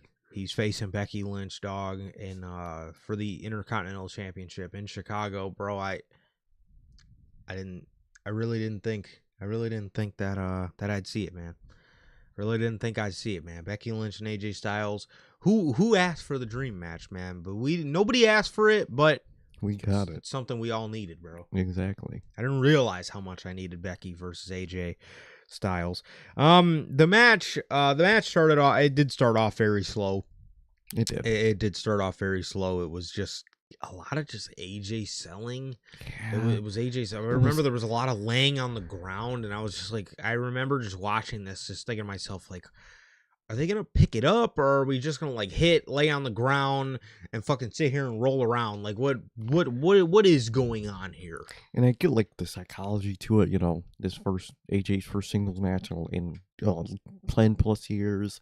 So obviously Becky's gonna have the advantage over her, but like, this is why you should have done matches with her already, at least one on something to get that out of the way closer to Mania, because you really should have got that first singles match out the way already, man. You really should have.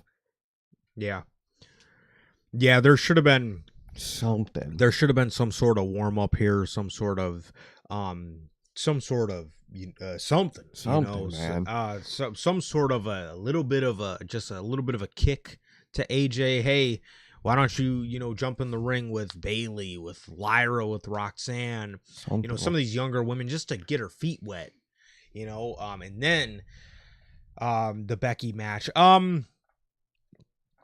I feel if we get this at Mania, which I obviously think we will, I feel like this is going to, I feel like it has the chance, the chance and potential to be a little bit better. I think so. This time around, being that these two will have, experience with each other and whatnot. So, I think that could be good. I think that could be, like I said, even better come WrestleMania.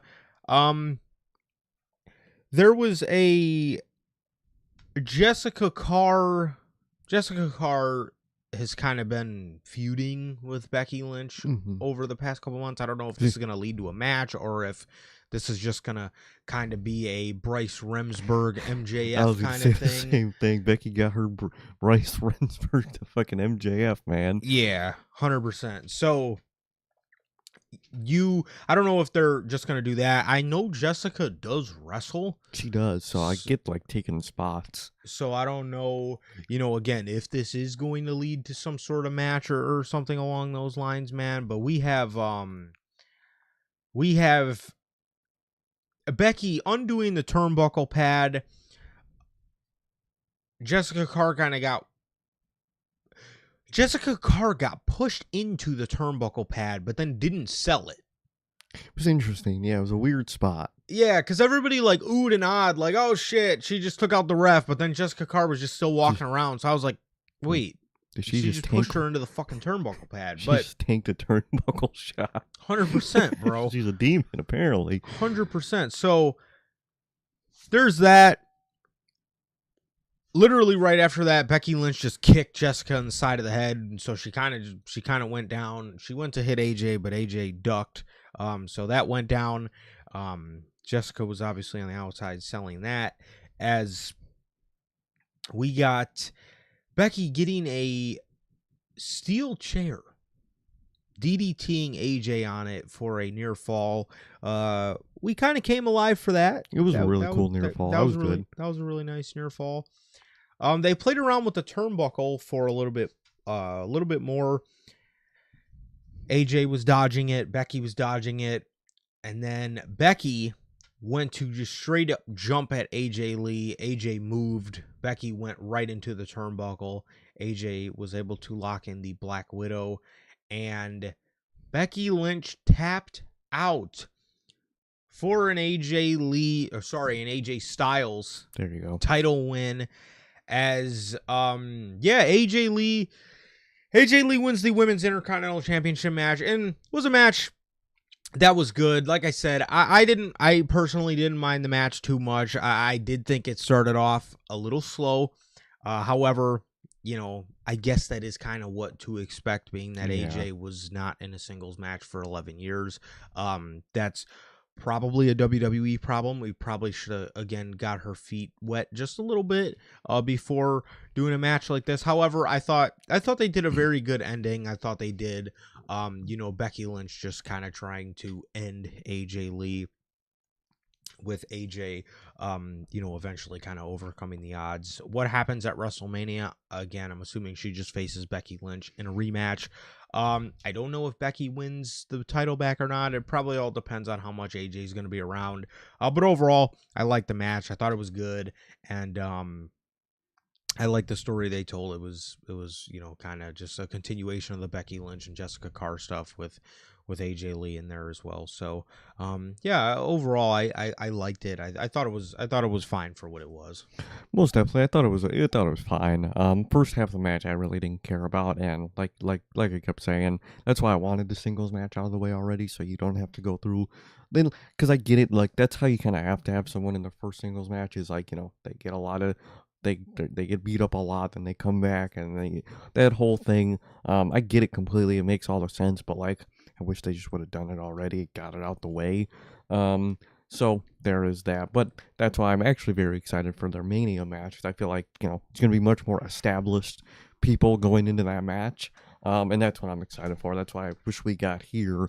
It was fine. End of the match was good. I like the moments in there with the ref stuff, and when AJ first made Becky tap, but the ref was out, and we were all chanting, you tapped out. That was really cool. That was really fun. He was pretty solid, man. I'm glad AJ won. I expected it. I expected the big celebration in Chicago.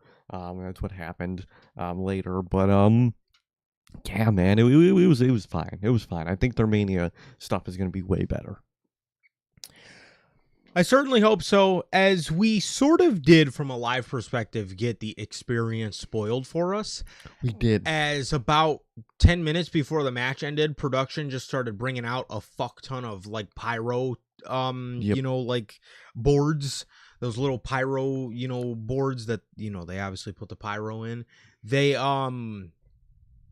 brought all those out there Halfway through the match, and I was like, oh, well. AJ's gonna win. I was like, oh well, they're not. They don't. You don't get the pyro if you just defend the title. I was gonna say you don't get the pyro if you retain your championship. So I was like, oh okay, AJ's for sure winning this. And then when she took the turnbuckle pad off, I was like, okay, Becky's gonna end up running into that, and AJ's gonna capitalize. But yeah. So that was that, and then we got the World Heavyweight Championship match. Big potatoes, man. This is it right here. Yes, this was the main event. this is the meat. Yes, this is the meat and potatoes of this whole thing, bro. As we got Finn Balor challenging CM Punk, as Finn Balor is trying to spoil the main event of WrestleMania. No, I think Triple H is, man. But I think so. I think he's trying to spoil the whole fucking show, if I'm being honest, man. This is the only fucking thing that isn't spoiled going into fucking Mania. But man, was this dope, man. Finn's song live, very dope, man. Very dope to hear. And man, that Punk entrance and gear. Punk gets it, man. He gets it, man. He does get it, bro. He understood the assignment. He did. For the show. But look, Finn Balor, his entrance. He comes out to catch your breath, and when he throws his arms up in the air, they used to turn the lights on. They used to turn all the lights in the arena white as all the fans put their fucking arms up, right? They didn't do that. No. It looked like very, like, it just, I don't know. The production of it, I thought, could have been better. And again, it's not, Triple H used to do it like that in NXT. Vince did it like that on the main roster, and it was a dope thing to see. Everybody throw their fucking arms up in the air when he does. They didn't. They just kept the lights dim, and I was like, okay, that's not. I don't know. That just didn't look right to me. Yeah, it didn't look right to me at all. And then for Punk, the lights went out, dude, and we started hearing the Bulls Dynasty theme song, bro. Bro, that shit's too fire, man. This was the second part of the night that gave me goosebumps. Mm-hmm. We then see CM Punk come out of the locker room, and he's walking down the hallway. He's walking down the hallway of the United Center, and he didn't get introduced by Mark Nash, bro. This man got introduced by Bulls legend, Ray fucking Clay, bro. That's dope, man. The OG Bulls announcer announced CM Punk to the ring here in the United Center, man. This was dope.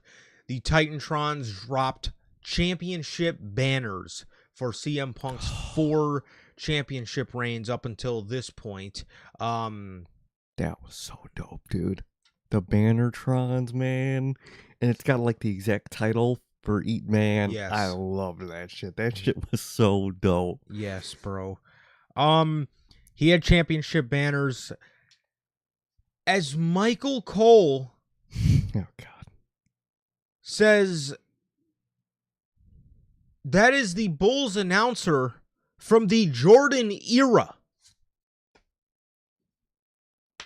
Jordan era. Yeah. That was Mr. Ray Clay, the announcer. Y'all can't hire Morrow again or something, man. From the Jordan era of the Bulls. Jordan era. Man. Y'all can get Corey. Why don't y'all do the 3-man with Corey, bro? Where is Corey on these pay-per-views, man? God. I don't know. We need him, man. We need him. We need him. Bro. How cool. What happened the last year? I don't know. I don't know, man. It's bad. I have no idea. But regardless, other than Michael Cole saying the word era,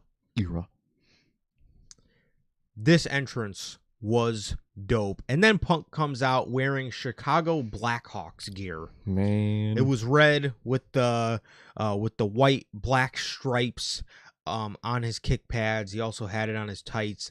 He had the 3 Chicago stars, but the 4th one was in place of the Blackhawks C with the cross logo. Dope. The Hawks alternate logo. This whole entrance, this whole vibe gave me goosebumps, man. That was so fucking dope, man. That was so dope. I love this entrance. It was so Chicago, man. It was so Bulls. It was so Blackhawks, man.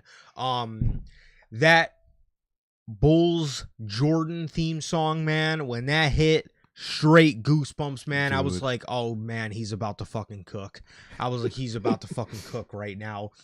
And then I'm listening to the announcer, and I'm like, that is for sure not Mark Nash. I was like, oh, my God. They got the fucking OG Bulls announcer to talk this man to the ring. That was so awesome, man. The gear, it was so Chicago. It was such a United Center feel.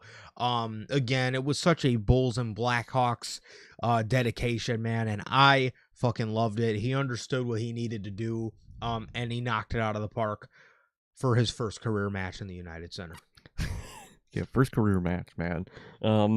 But very dope, incredible entrance, highlight of the night, really, man. That's what you do in the UC, man. It's shit like that, man. Punk gets it.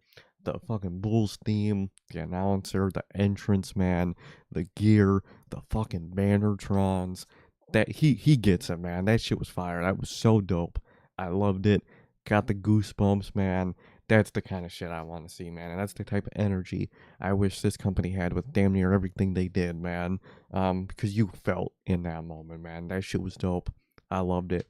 Punk gets it, man. He even had the fucking slick back, greased hair, man. Fucking hell yeah, man. I loved that entrance, and I loved that gear, man. Incredible. Amazing, bro. Absolutely amazing. And these two men here, I mean, this was God's work on this night, okay? When I tell you there was not much to look forward to, there was not many redeeming qualities about this show when it ended. But boy, these two made sure this was one of them.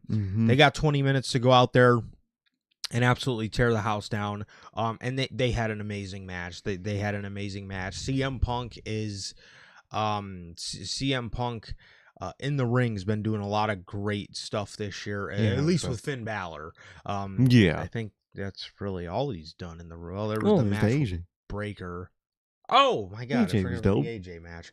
Yes, the AJ match was dope as well. It was a very good match. CM Punk's been doing a lot of great in-ring work this year. Incredible stuff here as Finn Balor early in the match, dude. He goes to stand on the second rope as he had Punk in the corner. He goes to stand on the second rope to taunt and fucking slips. And instead of Michael Cole trying his best to cover it up or kind of breeze past it, he just goes, "Oh!" I'm like, man, way to fucking call him out. This when you were in school and you fucking tripped and people are like, "Oh damn, bro, you done tripped." You don't. Come on, bro, you can't do that. It's just embarrassing. But that's the same corner where LA Knight slipped last night. Yeah. So obviously LA Knight's not going to get the pass. That's all completely his fault, man. And per Triple H, his fault. The spot was for him. No, that spot was for you, and you fucked it all up. And you wonder why I don't push you. You wonder. But very unfortunate, man. Very unfortunate that fucking turnbuckle got so slippery, and that Michael Cole just fucking acknowledged it. Man, gave him no grace, bro. Bro, hit the damn. Oh. I'm like, geez, way to, slip up by Balor. Something, man. Fucking something, just breeze past it. Oh shit, what happened? I didn't see anything. Something. Oh. Bruh. God. The story in this match was perfect. It was. They could have easily brought out Judgment Day. So fucking on Monday, Balor can give them all dirty looks and say, "You guys did it. I told you guys not to help. It's your fault I lost." What made this match so great is there was no shenanigans. Triple H let these dudes go out there and wrestle a fucking match. Look at that. They went out there and wrestled a fucking match. That is what made that to me is what is really what differentiated this. We don't see a lot of that in WWE these days. Everything is a shenanigan. Everything is bloodline run-ins. Every match is under bloodline rule stipulations. Yep. I mean, there's so much shenanigans Triple H does to the point where I look at something like this, I see CM Punk and Finn Balor go out there and just wrestle a match that was damn good, and I'm like, man, that was dope, because we don't fucking see two guys just get to go out there and wrestle all that much.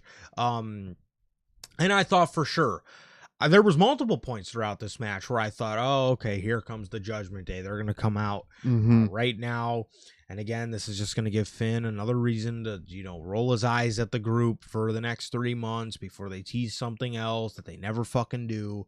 And man, the story they went with during this match was Finn Balor wanting to listen to the devil on his shoulder. There was multiple times where he looked at a championship, thought about using it, didn't. He looked towards the back, thinking about calling his boys out there. He didn't do it. No. He tried to do everything right. He tried to earn this. He tried to be the Finn Balor of old, as they say. He tried to, and this is one of my favorite stories going on Monday Night Raw, because I wanted to fucking see it for so long. I wanted to see 10 years. Yes, I wanted to see Finn Balor get out of this Judgment Day group. I wanted to see him find himself, find babyface Finn Balor again. These are things I've wanted to see, and we're getting them, and they're going about it in such a great way. Again, they could have took the easy cop out and had Judgment Day run out there against Balor's command, and then on Monday, we see Dom say, you think I listen to you? And Finn's like, looking at him all angrily, and then we get nothing until Mania in 5 years. But they just let these guys go, and the story here was incredible. I thought it was absolutely incredible. Balor just, again, the story of Balor finding Balor again, and being a baby face that everybody wants to get behind and everybody wants to see. I think it's amazing, and I'm just glad they finally fucking started to do it. I'm very glad they started to do it. I like the way they treated it tonight, treated the story, treated Finn's character. I loved it, man. Like you said, he tried to do everything the right way, man. He didn't use the title as a weapon. He didn't call his boys. He didn't do none of that. Every moment he took, he tried to just win the match as legit as he could, with the finisher, with moves, with this, that. I loved it, man. I loved the character they've been doing with Finn. I really like it. And I'm really excited for, it's not usually right now with WWE where someone loses and you come out of the match and you're like, damn, I'm very interested to see what they do next. As much as I'm interested for that, CM Punk and Roman match, I'm actually very interested in what Finn's going to do and how they, in my opinion, lead to the Finn and Dom match I think we're going to get, man. I'm actually very excited for that, man. That's genuinely probably the second thing I'm most excited for, is that Finn and Dom match, because they treated Finn's character so well. And it calls back to Monday where Dom told them, I don't want to do this shit by myself. I want y'all here. And you got the contrast to Finn. Didn't call nobody out. Lost. And he said last week, Finn said, with all my losses, I never blamed you guys, man. And he did the same thing tonight. And I'm sure he's going to do the same thing on Monday. I'm very excited to see what they do with that, man. I love what they've been doing with Finn. We were supposed to get the push last year per 2024. Looks like we're getting it in 2027.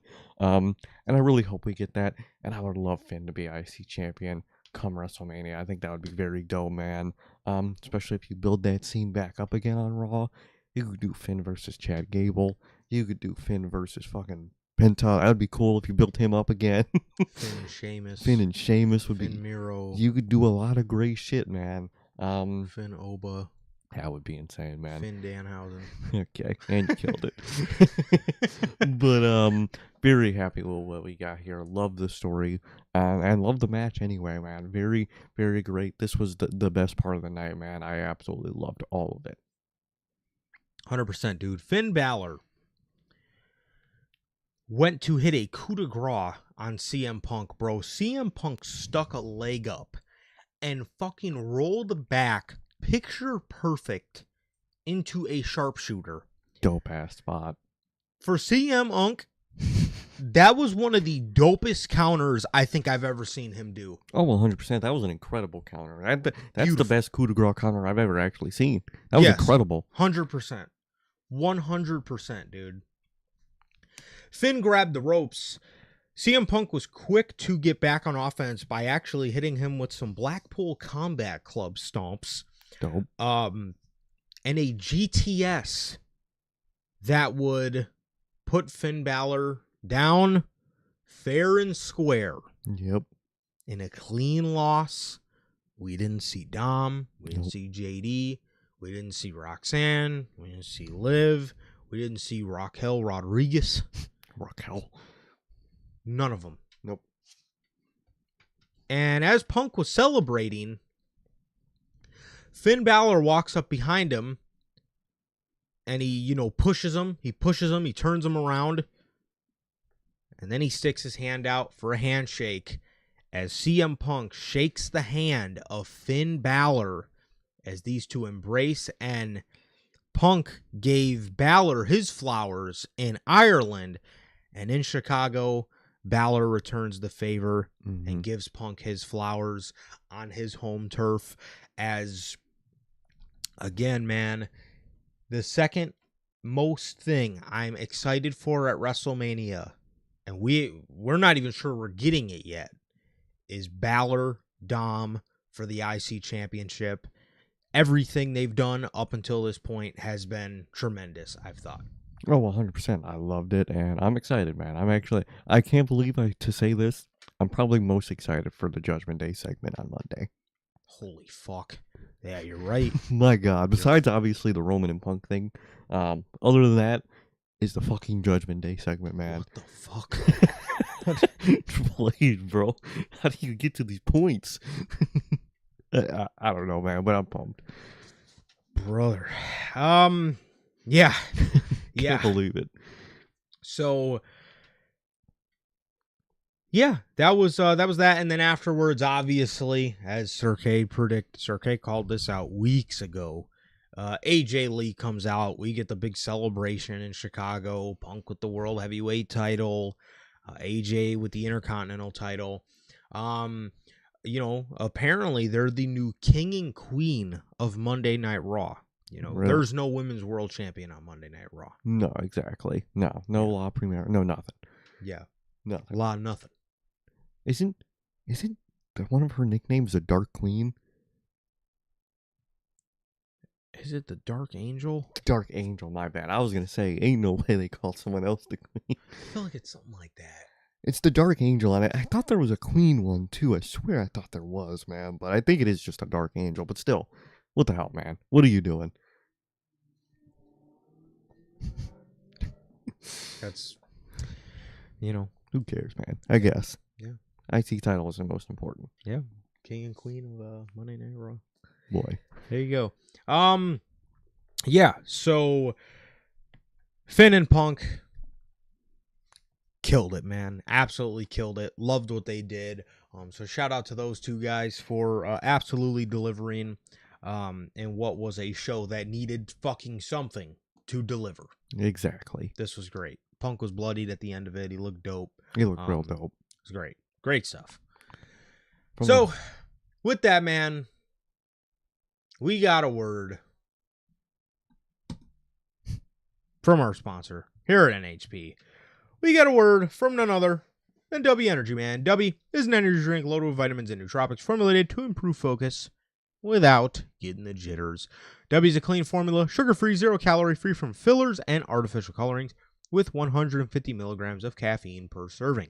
You can get your W products today with the link below and code NHP at checkout to save yourselves 10% on your next W purchase. Truly always gotta shout out W. Whether workout, whatever you may need the energy for, man. Whether it's waking up for this very boring WrestleMania build and season, man. If you need the energy to get through it, and to be awake and focused during these shows, man.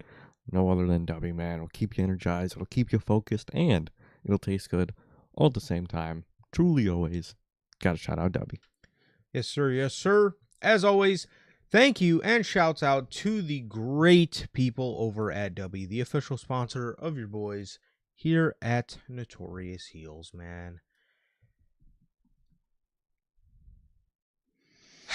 You ready, bro? From the best thing to the worst thing on this fucking pay-per-view, man. The great surprise. I knew we were fucked, man. I knew it, dude. From a live perspective, when they're setting up the whole crate, once they set it up to where it aligned perfectly with the ramp, so someone to come out the back, I fucking knew it, man. I knew it, and that boy, was that horrible, man. That was the most misplaced debut I think I've ever seen, man. That was horrible. They thought they were bringing somebody out, man, and we got that. Crazy, man. I'm so happy we booed that. Well, the people on Twitter say, the people that booed Danhausen, they're crybabies. Oh, all we wanted to see was a washed up Jericho. Yes, actually. That's the worst part. You compare him to Danhausen, 100%. I'll take a washed up Chris Jericho. You play Break the Walls Down, I'm going nuts. I'll go nuts for that song. For the song alone. Yep. Bro, that shit's a banger, man. It's a banger. Dude, and the tweets I've been seeing the most with Danhausen that piss me off, man, is I forget fans just hate fun. Oh my God, please. Yeah, that's all I've said. Fans, I love R-Truth. Yeah. R-Truth is fun. R-Truth's fucking segment with the Papa John's earlier in the night was fucking hilarious, that was bro. Actually really funny. When he was like, I think there's Papa John's, but y'all can't have this box, and he just fucking walks away with the pizza. Eating it. No, I like fun. I don't like ridiculous, okay? like... And this act is complete and utter ridiculousness. Dude, not only is the act, WWE production, man. How have you fallen? How does WWE production, being the thing that most people go to the company for, is a thing that makes somebody even worse, man? That Danhausen production was god awful. That theme and those generic Halloween decoration sound bites were horrible, man. That was horrible. I felt like I was walking through the Halloween decoration section at Home Depot. That was horrible. That was horrible. Okay. All right. Dude, God, I can't with this company. They're bringing this crate out there, and again, they're wheeling it out, and we just see a giant curtain in the back of it. So I'm like, okay, it's going to be somebody that walks through it. Somebody's going to walk through the crate. And Aldous and Pierce, they open the crate, and they see a casket. They walk off.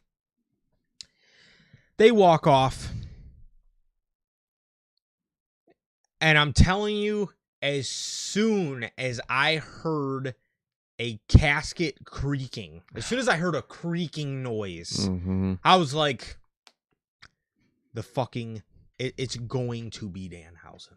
Yep. It is going to be Dan fucking Trouser. This dick ass talent. This horrible talent, man. I'm sorry. We see a bunch of backup dancers doing this. Horrible, man. And I'm sitting there like, oh my God. They're doing this right now. They camped it up. And they play this laugh, and all you fucking hear is, you are cursed. And this generic Dracula-ass laugh that you literally hear on the fucking in the Home Depots when it says click button for sound. You play that and that is the noise that fucking played. And then we hear this spooky, scary ass Monster High Halloween Town ass music. Danhausen. It's horrible, man. That was god awful. Yes, it did fit Danhausen. Because the music was a fucking joke. Like him. He is a joke. His act's a joke. But you don't put a joke in front of the United Center. They done brought this dude out in the United Center. The United. Do you understand what's happened in that building? I mean, honestly, do we really understand the magnitude of what the Blackhawks dynasty happened where we all stood last night? The Bulls dynasty happened in that building. Yep. The Derrick Rose era of the Bulls happened in that. Derrick Rose once stood in that building and held up an MVP trophy as the youngest MVP in league history. Yep. Michael fucking Jeffrey fucking Jordan played in that building. Yep. Banners are risen all over that arena. They're Hawks dynasty, bro. They got like 30 plus banners hanging up there for all the wins and the 100-year anniversary and all that, dude. All the trophies. You walk the arena, you see Bulls trophies, you see Blackhawks trophies, you see these real sports logos all over. Cubs.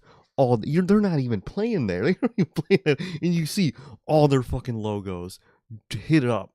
And you bring that joke out of that arena. You mean to tell me you brought him out in that building? This legendary building. The building that the building that has the fucking most aura in the city. Yep. You bring out Dan Trouser. Danhausen. This dick-ass wrestler.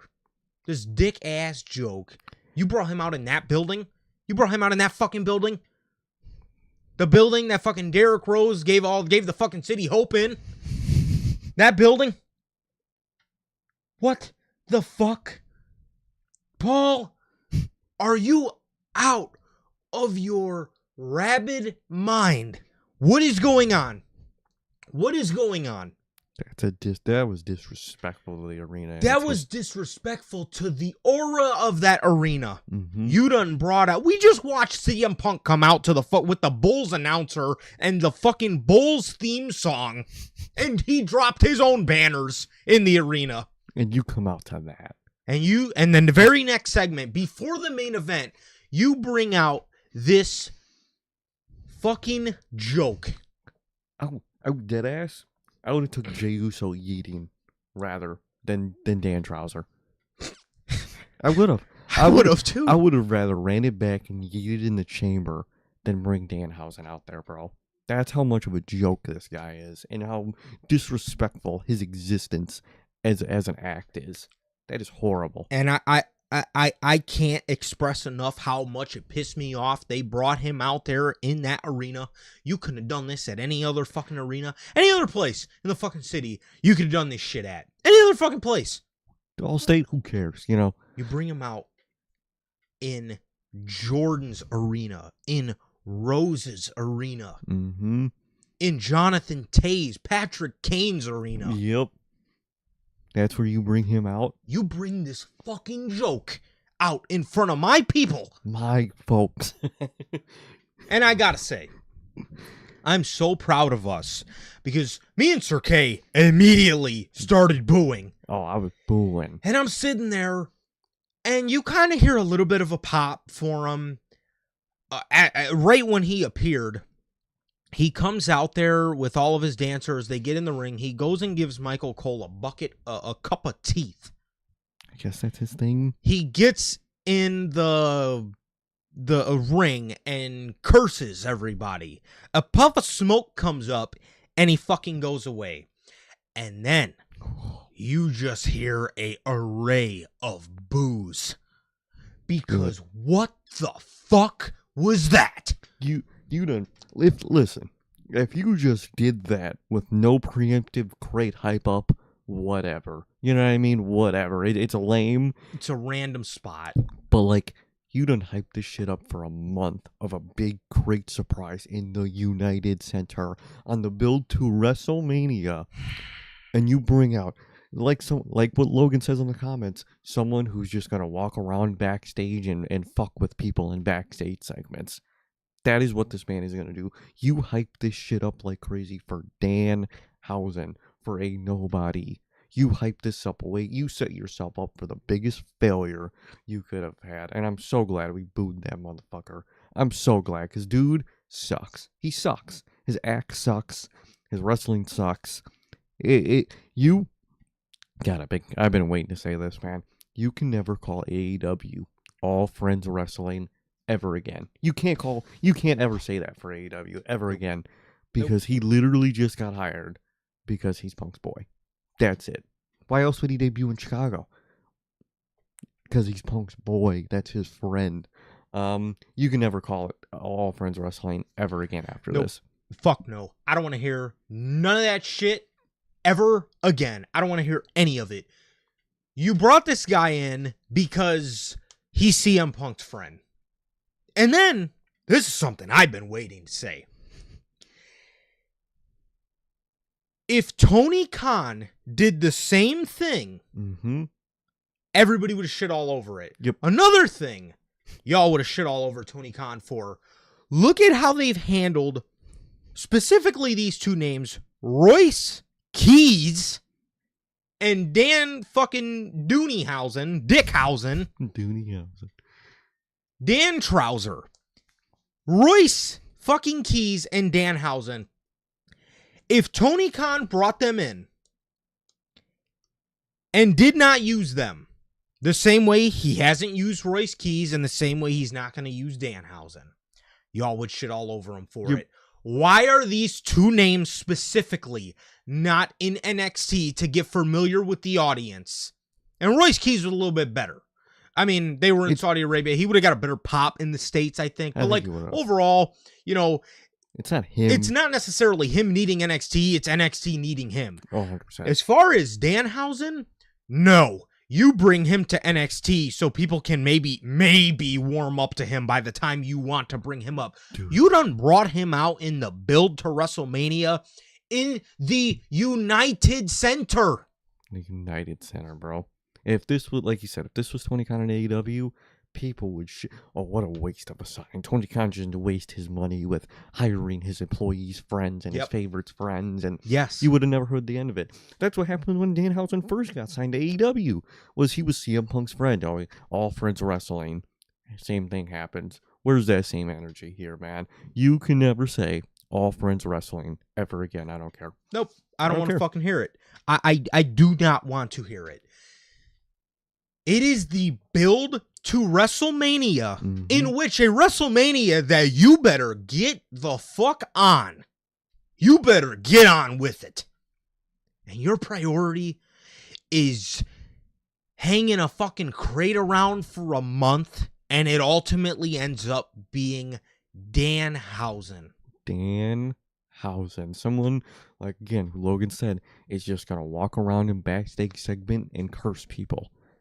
That's going to be horrible. That you literally just fucking did a super debut for a backstage interactor, for a backstage interviewer, essentially. That's what you did all that for. Horrible. The most misplaced debut I've probably ever seen. That was horrible. Danhausen's horrible. His act is horrible. And I'm dreading Monday now, because he's going to be on Raw, because he's Funk's friend. Yes. Horrible, man. He's going to be on Monday Night Raw. We now have to deal with Danhausen on the show. That was atrocious, and I am so proud of Chicago for booing that, because that, in no way, shape, or form, should have been cheered. No, it shouldn't have been, man. I don't think... What did they expect, man? At least for AEW got the whole, the whole sicko thing going on of their fan base, bro. They'll cheer if they do like a person like Danhausen. They'll cheer a guy like that. You think WWE fans, either the people that come here for the Randy Ortons are gonna cheer Danhausen, or like the hardcore fans are gonna cheer Danhausen? You were inevitably gonna get almost nobody to like that guy in this company with their fan base, man. What did you think was going to happen, bro? That is sad. He's fucking terrible. How you doing, Durante? How you doing, man? I'm doing good. Shockingly.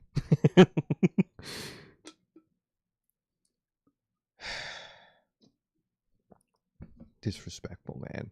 Yep. Multi-year deal for Danhausen, too, I saw. I did see that, too. Logan... You mentioned the tag division, Sir K, bro. What did I tell you last night? Yep. Do not be shocked if this motherfucker finds a makeshift partner because they need people for the Usos. Because obviously, it's not going to be Logan in Theory anymore. Nope.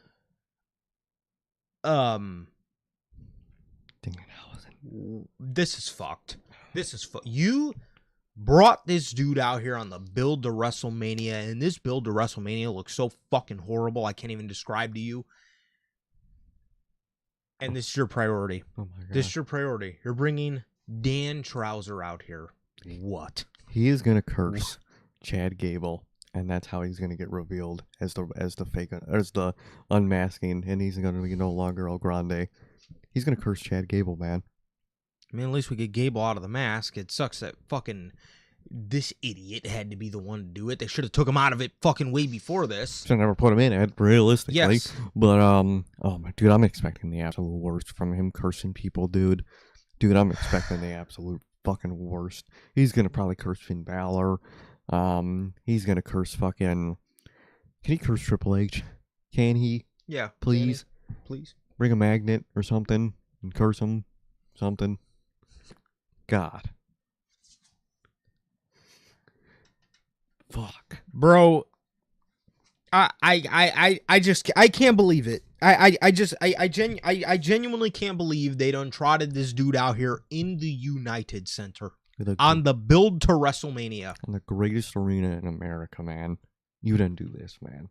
Respectfully, Madison Square Garden is legendary. Obviously, Chicago bias.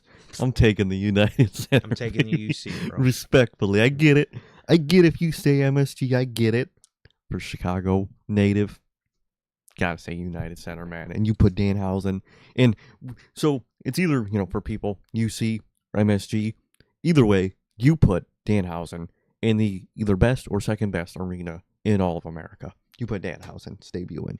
That's disrespectful, man. That is evil. Would you put him in I would, if I was in New York and they debuted him in MSG, I would be equally as pissed. Because that's your arena. They didn't put this schmuck in. That is disrespectful. And, dude, I've seen tweets and it's very true. He didn't get a reaction, a good one, in Chicago. How do you think they're going to be when they go to these buttfuck USA towns? You think Lafayette, Louisiana is going to do any noise for Danhausen? You think fucking buttfuck Texas is going to cheer for this man, know who he is? They are setting him up for failure, man. Oh, it's going to be bad. It's going to be real bad, dude. And I'm glad. I can't wait for him to get no reaction. I can't either. I've been saying this dude sucks for years. Like 3 years. And now we have to deal with him in WWE. I've literally been saying this dude sucks for years. We've been saying it so much. And Danhausen pulls up in WWE, bro. At the United Center, and Triple H has now got his hands on the last thing we need on WWE television at this point. That's just what we need. We need more jokes. Mm-hmm. We need more, fucking spooky, scary ass segments on the show. This is just what we need, Paul. This is fucking wonderful, man. This is just what we need on the build to WrestleMania. This is just what we need. Can this motherfucker on Monday be one of the Obafemi casualties, please? Please, something. Somebody's casualty. Rusev, Oba, fucking Brock. I don't care, bro. Can someone just destroy that man on the show and call it a day? We don't got to see him again. I am so glad we booed this man. I cannot explain to you enough how awful. How awful. Duran, bro. We're going to get Truthhausen versus Usos. Truthhausen. This is what we're in store for, though. We're in store for Blankhausen. Yes. And it's going to be horrible, dude. No matter who it is. They did the same thing in AEW, and Tony called everybody a fucking idiot. So I want to hear the same treatment for Triple H. Oh, they're wasting Hook. They're wasting Hook with Hookhausen. They're wasting this person, and they were. And WWE is going to do the same thing, and not a peep is going to happen. Not a peep. Oh, you just hate fun and whimsy. I like fun. Not everything's got to be so serious. Dude, like, I like not serious. I like our truth. I liked the Chad Gable El Grande, man. I liked it. I don't like any of this. I don't like Danhausen. Truthhausen. Oh, boy, man. Oh, boy. And I feel like there's an even worse one in there that we don't even know yet that Triple H is going to come with, and we're going to be like, oh, man, not again. At some point, I'm sure you can expect Punkhausen. Oh, you know it, dude. Fuck. Oh, dude, I need Roman to get on that mic and tear that shit apart. I need him to call that shit out, that he done hired his schmuck friend in the company, man. Because they shit on the Samoans, and they can say, Roman just hires, and they just hire Roman and Rock's family, man, all his cousins and all that. I'd take 1,000,000 fucking Samoan cousins over than Danhausen, bro. I'll take a Zilla, I'll take a Solo, I'll take 1,000,000 Jacob Fatus over Danhausen, over a Punk friend. Realistically, respectfully to Punk, your friends suck, dude. Dude. The craziest part is, Cody couldn't even get QT Marshall hired, but Punk can get Danhausen hired? That's crazy. That's because WWE thinks he's going to move merchandise. What they don't fucking realize Danhausen moved merchandise on the indies and in AEW because the AEW audience is an indie audience. They're the indie. The like you just said, bro, the WWE audience, you either got hardcores that don't like them, or you got the casuals that are there to see the Punks, the Ortons, the Cenas, the fucking Undertakers, the Romans, the Rollins. Those guys, they don't give a fuck about this Hotel Transylvania ass character. Dude, they're gonna make fun of that shit.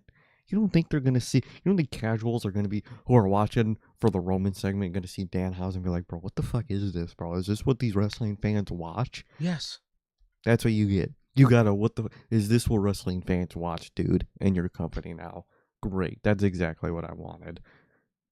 I'm already bears watching Raw already. Now I gotta fucking dread the Danhausen segment when someone's in the room. Fucking A. Oh, the great surprise. Get out of here, man.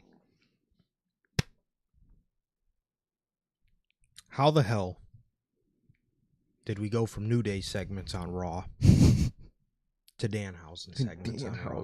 Oh, man. What? Where are our fucking priorities? Where they at, homie? Where's your workhorse IC title mid-card division? Now we got to deal with Danhausen backstage segments, dude. Are you kidding me? Holy shit. Are you kidding me? God, Raw's already bad enough. I don't want to deal with this shit. I want to deal with Danhausen, bro. Danhausen. I need Roman to tear into that shit tomorrow, dude. I need him to. I need Roman to fucking call his ass out for getting his fucking boy hired. Exactly, because people shit on Roman and his family for getting all his family hired. Yes. I need Roman to hit that same energy on Punk and be like, they come at me. They ain't coming at you for hiring your schmuck of a friend. I need him to have that energy, man. I need Roman to show out like that, bro. I need it. Come on, Roman. You might hate Chicago and never come here, but I need you to pull that one out for me, man. Because Roman does hate Chicago. He's got to. He's got to. He doesn't show up. Every time they come here, he's never here. It's not like, bro, I get it. We booed the shit out of you when you were babyface. I get why you hate us. I'm sorry, but we're gonna cheer you now, man. You don't think that would have been the pop of the night if Roman Dunn came out? He wasn't at Hell in the Cell 2022, was he? No, I don't think he was. No, because that one was main evented by Cody and Seth, and Roman was the champ. Yeah. Yeah, damn. He don't fuck with Chicago. The last time I want to say he was in Chicago was maybe that SmackDown with the Bloodline. Yeah. Yeah. I think that was it. Damn, he really don't fuck with Chicago, man. Wow. That was probably just because The Rock was there. Roman, bro, I'm sorry, dog. Sorry, homie. We didn't mean to boo you for all those years, bro. I want to throw a one-up with you, bro. I want to pop for you, man. I want to see you live, bro. I really want to hear the OG Tribal 3 theme live, but I'll take this one too. I really regret not going to that SmackDown. Oh, I wish we would have went, man. Man, I wish we would have went to that. Damn it. Man. You live and you learn. Durante, I'm so sorry I was mid-rant. What is up, brother? Thank you so much for joining us. I seen you, but I as you can tell, I'm in complete and utter disbelief. He says, R-Truth and Danhausen watch 100%. They put R-Truth in a segment to tease the crate for a reason, because he's going to be somewhat involved with what's gonna happen with Danhausen, dude. Durante says, I'd love to know what Roman was thinking. I hope Roman was thinking what I was thinking. Roman thought we were fatigued. I thought we were fatigued. I knew we were fatigued. Yeah, we were fatigued. That show was fatiguing just to watch. Mm-hmm. But, man, I need Roman to tear into that shit, man. I need him to. I need him to call that shit out. Yes. 100%. 100% he has to, bro. He fucking has to. Dude, this is what we have going on a month and a half before WrestleMania. WrestleMania is in 6 weeks. And this is what we're doing. The most random, needless side quest you could have ever done. Like, bro, what is that? Michael Cole. Jeez. Michael Cole, bro. After the segment, looks at Wade and he just goes, what the hell? was that? Same, Cole. Same. Me too. Thank you, Cole. Thank you. That was horrible. Horrible. Why are these people continuing to skip NXT? We haven't done a thing with Royce Keys. Nothing. We haven't done a thing. We have not done a thing with Royce Keys. If AEW gained somebody who was kind of like, look at Tommaso Ciampa. Mm-hmm. They put the championship on Ciampa, took it off of him. Ciampa's off TV. Everybody's complaining about it. Oh, how would you do Tommaso Ciampa like that? If Tony Khan did what Triple H is doing with Royce Keys, Tony would get shit on all over for it. Mm-hmm. He would. And you have so many people skip NXT, and you can say if you wanted to or whatever. You keep Blake Monroe down there in NXT, when you're doing nothing with the other people you brought in. Imagine Blake Monroe in Chamber. She is built for the Chamber, man. And that could have been a refreshing win. I like the real win, but you could have had Blake Monroe brutalize people in there and win that shit and go to Mania. That shit would have been dope. I would love to see that shit. And then but she's just stuck down in NXT, losing to whoever she just lost the women's North American title to. Thea Hall. She done lost the North American title to. Are you kidding me? And you got Royce Keys in main event doing nothing for no reason. And you got Joe Hendry, another joke, as your NXT World Champion. What are y'all doing, bro? What are y'all doing? Insane, man. Insane decisions.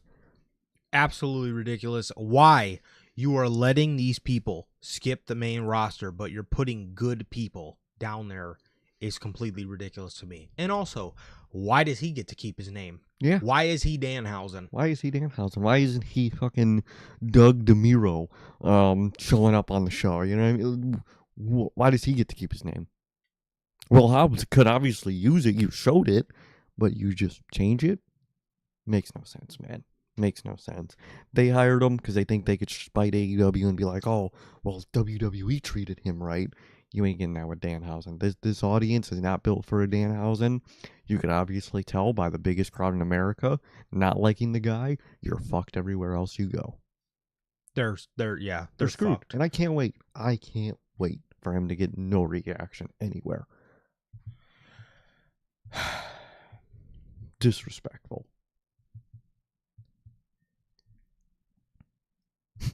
Fucking schmuck. Isn't he old too? Isn't he like 35? He's 35. He's from Michigan. I was curious to know where he's from. Michigan. Bro. Who's from Michigan? It's a throwback. It's a throwback moment. Only remember that call. I forgot for a minute. Dude, disbelief. Absolute disbelief, man. What an absolute joke and what an absolute Dudhausen that was Danhausen. And you might as well have named him Dudhausen. That might as well have been what you changed his name to. I don't care how washed Jericho is. I would have enjoyed that moment of Jericho returning, and people would have known who that fucking was. Man, break the walls down hitting, bro. That shit would, and he would have bricked the box down, opening it, fucking showing up. That would have been dope, dude. That would have been fucking dope. Oh, that would have been, dude. That would have been so dope. We would have had those old computer Y2K-trons too, man.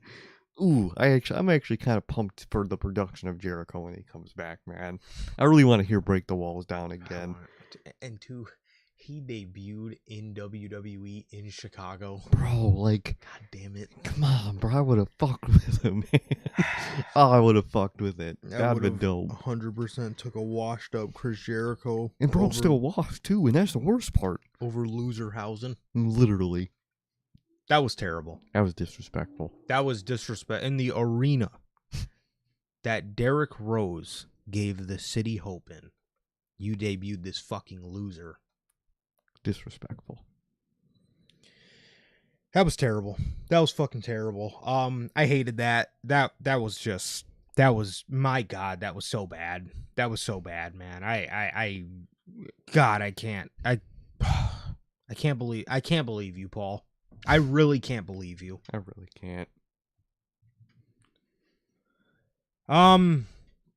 Yeah, so we got another bum skipping NXT. This one's a bum, but we got another talent skipping NXT. That should not be skipping NXT. Again, if anybody's skipping NXT, it should be the fucking Blake Monroes of the world. Oh, she would have been a god in chamber, bro. She's built for that, man. God damn. That would have been dope. She would have been somebody great to challenge for a women's world championship, whether it was against Vac Her or whether it was against Jade Cargill. She would have been great to challenge somebody in the chamber or challenge somebody at Mania for their championship. Yep, that would have been really dope. And she's built for a chamber, bro. Oh, brother. That's company. Danhausen. Danhausen. Dickhausen is in WWE. Dooneyhausen. Off of a fucking favor hire. Nice going, Paul. This is just what I had in mind for the Mania build. And then you do that before the main event? You might as well have did that after the first match. You might as well, dude. To give people time to calm down, because we go from that bullshit into this bullshit. So the bullshit chamber match. The dude. men's chamber. What was this, bro? You go. Who booked this match, dude? Who booked this chamber match? They should be fired. This was a horribly booked chamber match. You done took all the positives from all the people you done put and did none of those, man. None of those. You gave Javon like one spot. He was out first. Bro, horribly booked chamber, man. Horribly booked. I like the ending. I do like the ending, but the rest of the match was absolutely horrible. Going into this, obviously, as you can see by the photo, Jey Uso did not make it to the match because since we last talked, Jey Uso got attacked. Jacob Fatu was very upset. Asked Nick Aldis to be put in the chamber. Logan asked to be put in the chamber. So what they did was a one-on-one match. The winner gets the last spot. It was Jacob versus Logan. And this is just such a no-brainer of a match. You say, oh, okay, well. Jacob's in there. Jacob goes in, right? No. They had Logan Paul pin Jacob Fatu.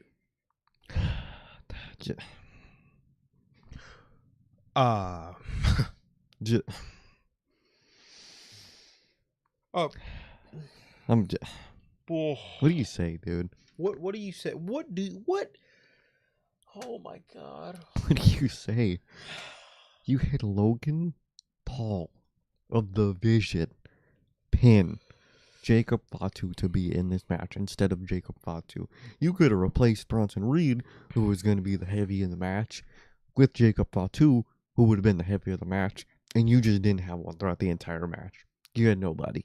The closest thing you had to a heavy was an old Randy Orton. Dog, what are you doing? So, man, and I see the argument of, Rollins had to be in the match. So you needed somebody from the Vision in there. Okay, great. Can you have Logan get in by, maybe not pinning Jacob fucking 2? Something. Can we have Logan pin maybe anybody else on the roster? Anybody else. Jacob Fatu gets pinned by Logan Paul. That is evil. That is terrible. That is downright atrocious. It's horrible.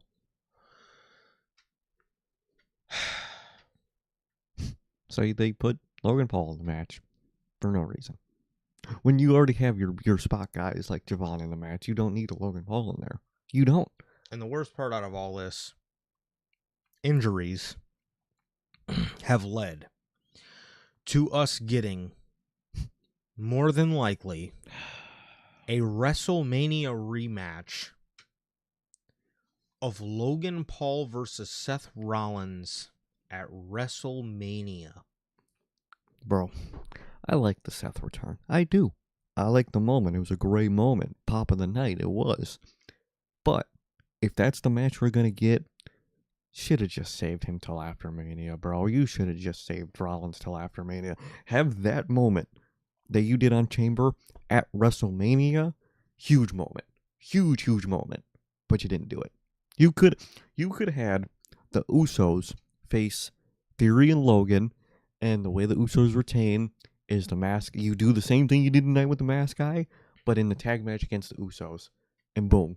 Then you got a Backlash match. You could do that rematch at Backlash. Logan and Seth. I'll be cool with that being a Backlash match. A Backlash match. I'd be cool with it, man. But no, we're just gonna get a rematch a Mania rematch at Mania. Gotta love Triple H, man. I get that's emergency booking. You should have just saved it, man. You should have saved Rollins' health and time. You could have saved our time. You could have saved the Chamber spot for Jacob Patu. Something, man. Something. See, although I think this show needed that Seth Rollins moment, I think it did. With the booking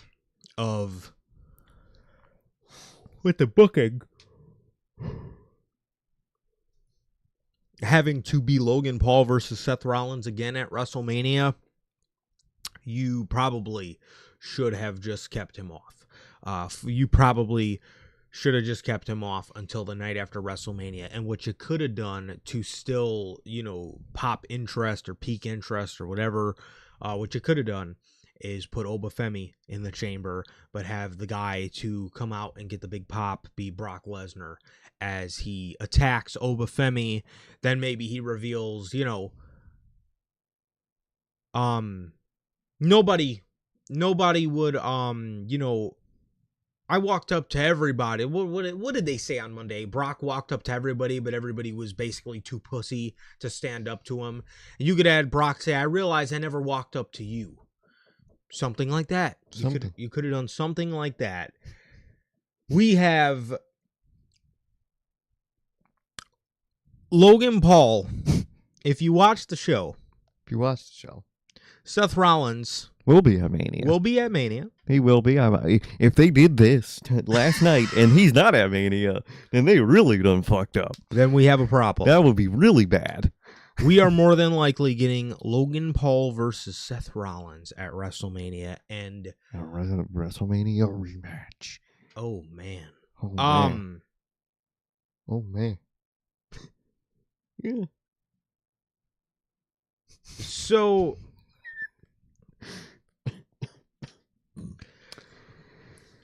dude,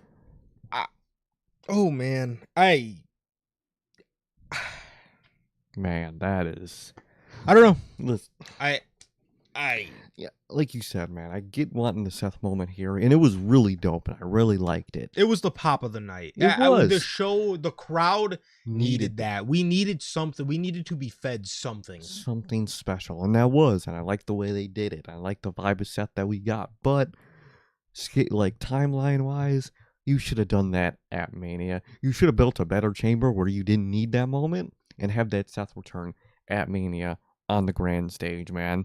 That's what you should have done, man.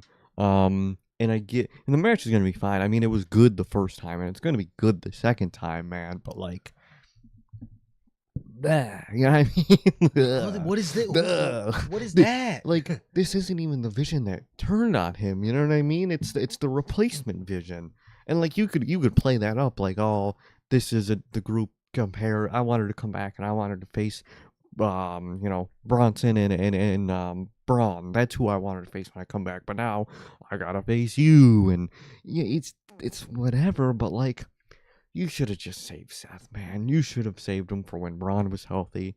Do that when both of those two guys come back. You should have. I think that would have been much better, man. Would have been much better.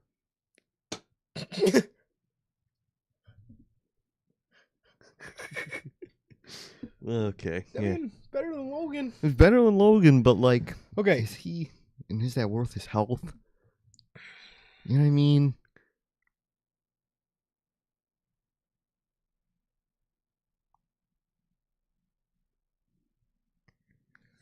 Bodyslam.net is reporting that Rollins is expected to be ready to go and cleared in time.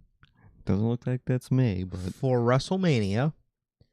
They are also hopeful Braun Breaker will return in time for the event too. Breaker suffered a serious hernia several weeks back. I know the pain. But WWE could see him back in time for WrestleMania, the way things are moving for him. If he could run through that, respect to him, I would give his body time personally. But this is the way WWE is nowadays. That's what they want to do. Then that's what they're gonna do, man. Maybe, and you could do something where maybe like he strong arms Logan, and Logan doesn't even know he's coming back and taking that Mania spot from him, and you could start the Vision fucking breakdown.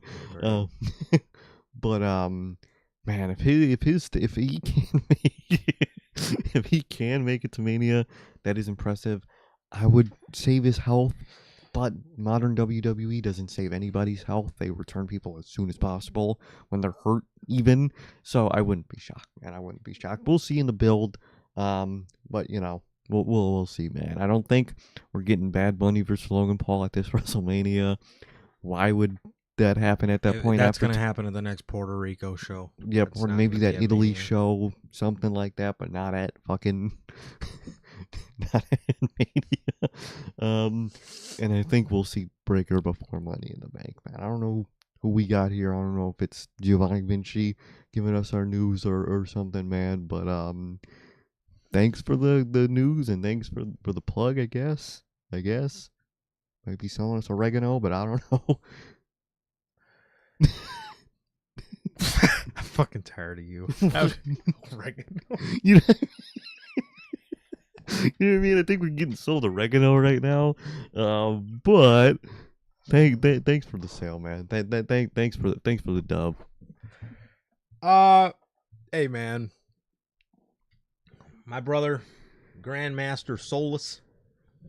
Yeah, I don't know. Could you please disclose who your source is? Who are your sources, I need. brother? Is it Dave? Is it Dave? Are you an Uncle Dave guy?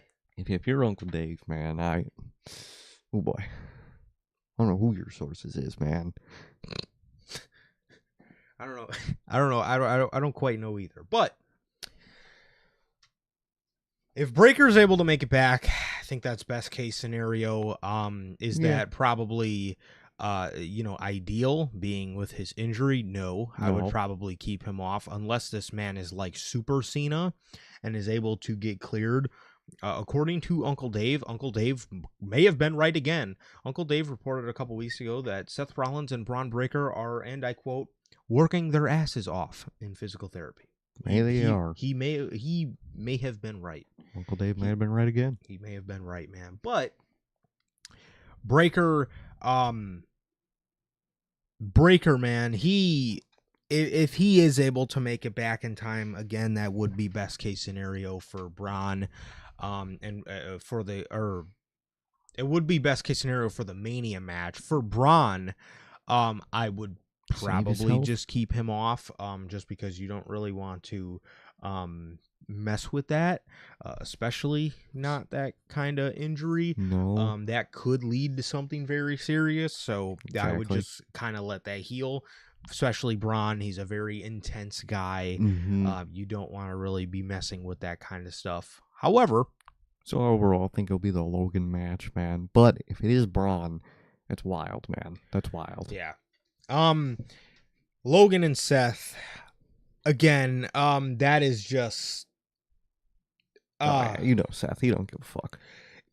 Seth, I have no faith that he's gonna keep his health or nothing. He'll come back injured and wrestle. He does that kind of stuff.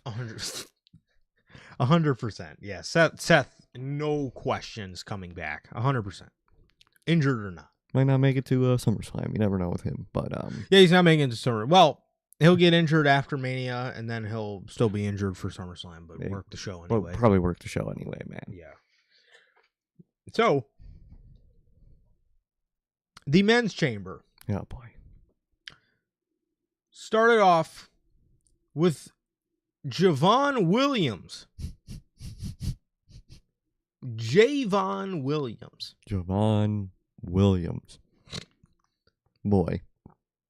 So are him and Trick like brothers now, or like how's that work? I guess. I don't know, man. Trick and Javon Williams? Trick and Javon Williams? Maybe they're going to be the ones going after the Usos. Maybe. The Williams brothers. Maybe. We could have the Uso brothers versus the Williams brothers. The Williams brothers. Trick and Javon Williams. Boy. At Mania. Maybe. Mark Nash called them Javon Williams. Love that. Thank you, Mark. Cody and Javon opened up the match. It was pretty good. It was pretty standard. I mean, Javon was running around, doing all of his moves. It was pretty standard.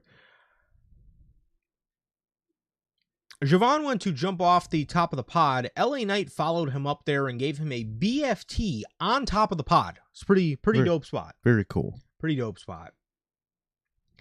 Javon then hit a frog splash on Trick Williams to then be immediately pulled off of him and be given a pulverizer, which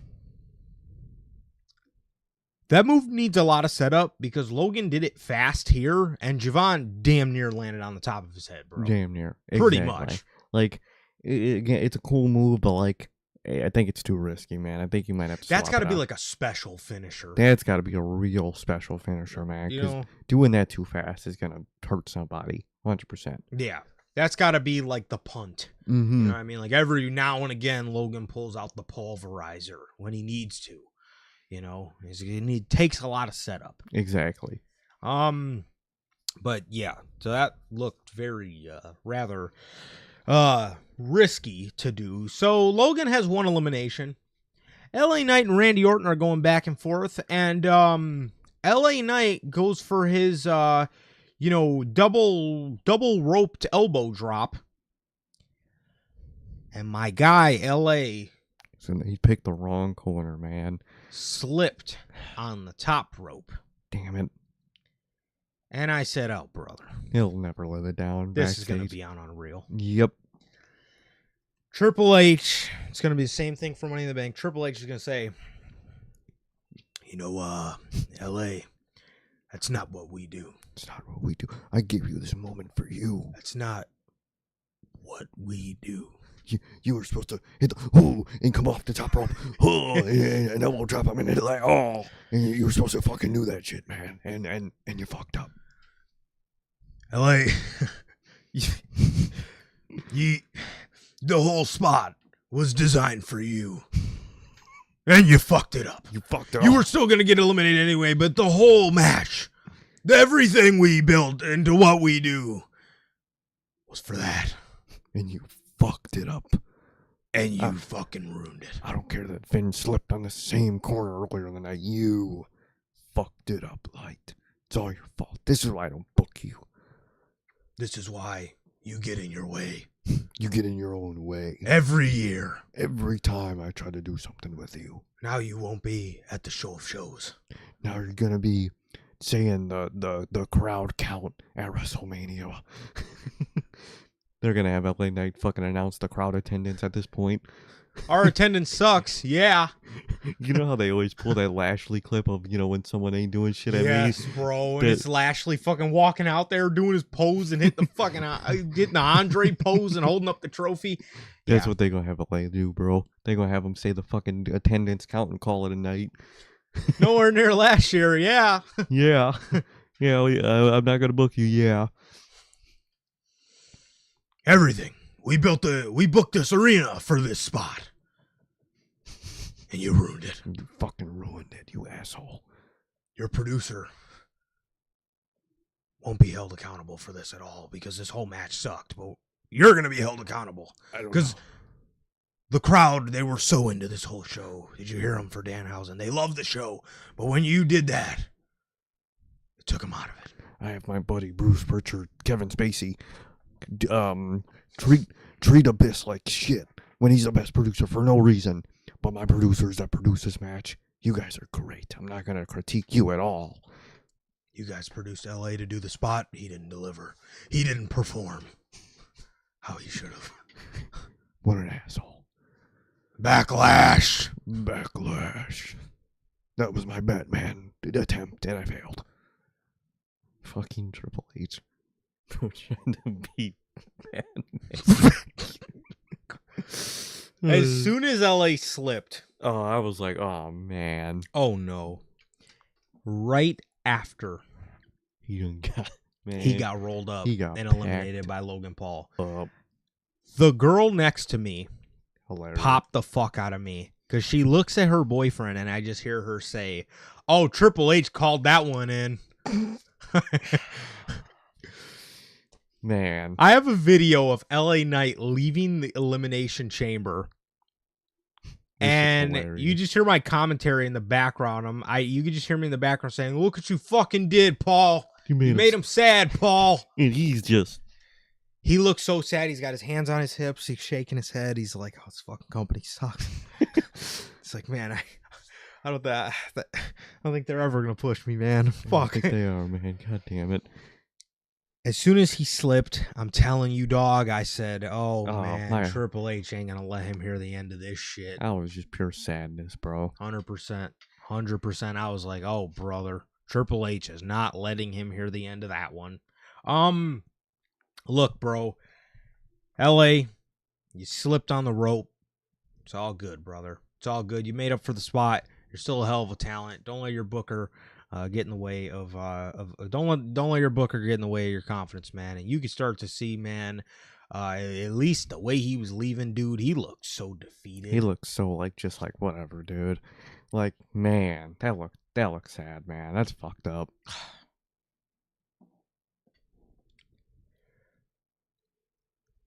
Trick Williams was about to deliver a trick shot to Logan Paul.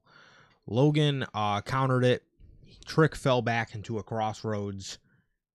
And Logan Paul threw Cody Rhodes out of the ring and stole the pin. With Javon, LA Knight, and Trick Williams, that is 3 eliminations that Logan fucking Paul had in this match. Logan Paul.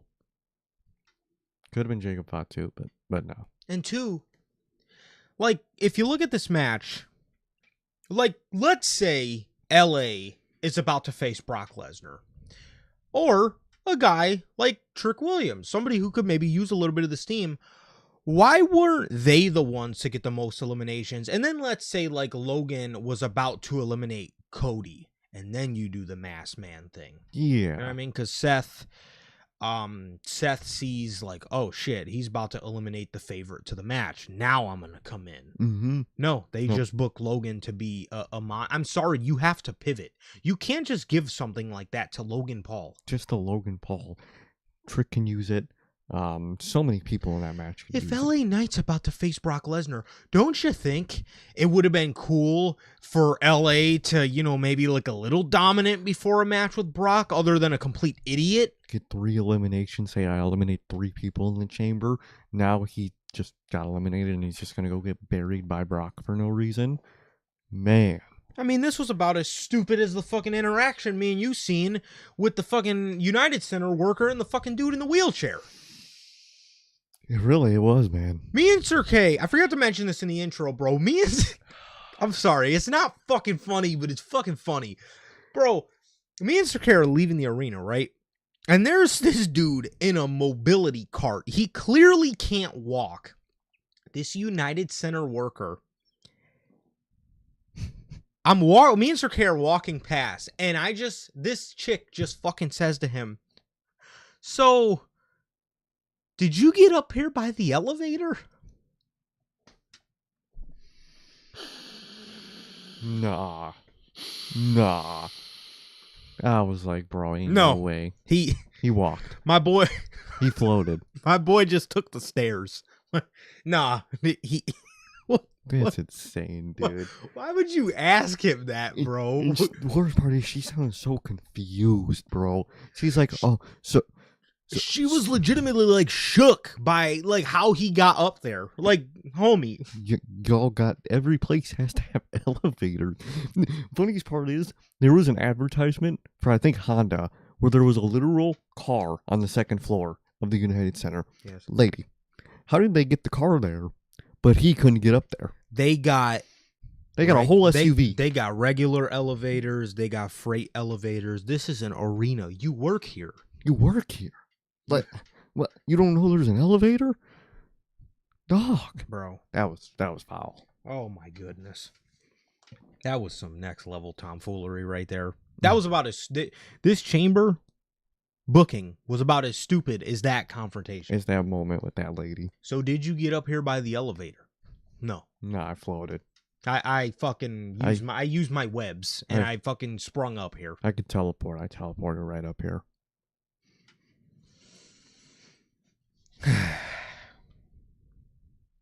Bro. Logan Paul gets 3 eliminations. 3 in this match. And then we see the masked assailant. Oh, man. Come out here. There's a masked guy. He runs out. Security grabs him. Adam Pearce fucking runs out.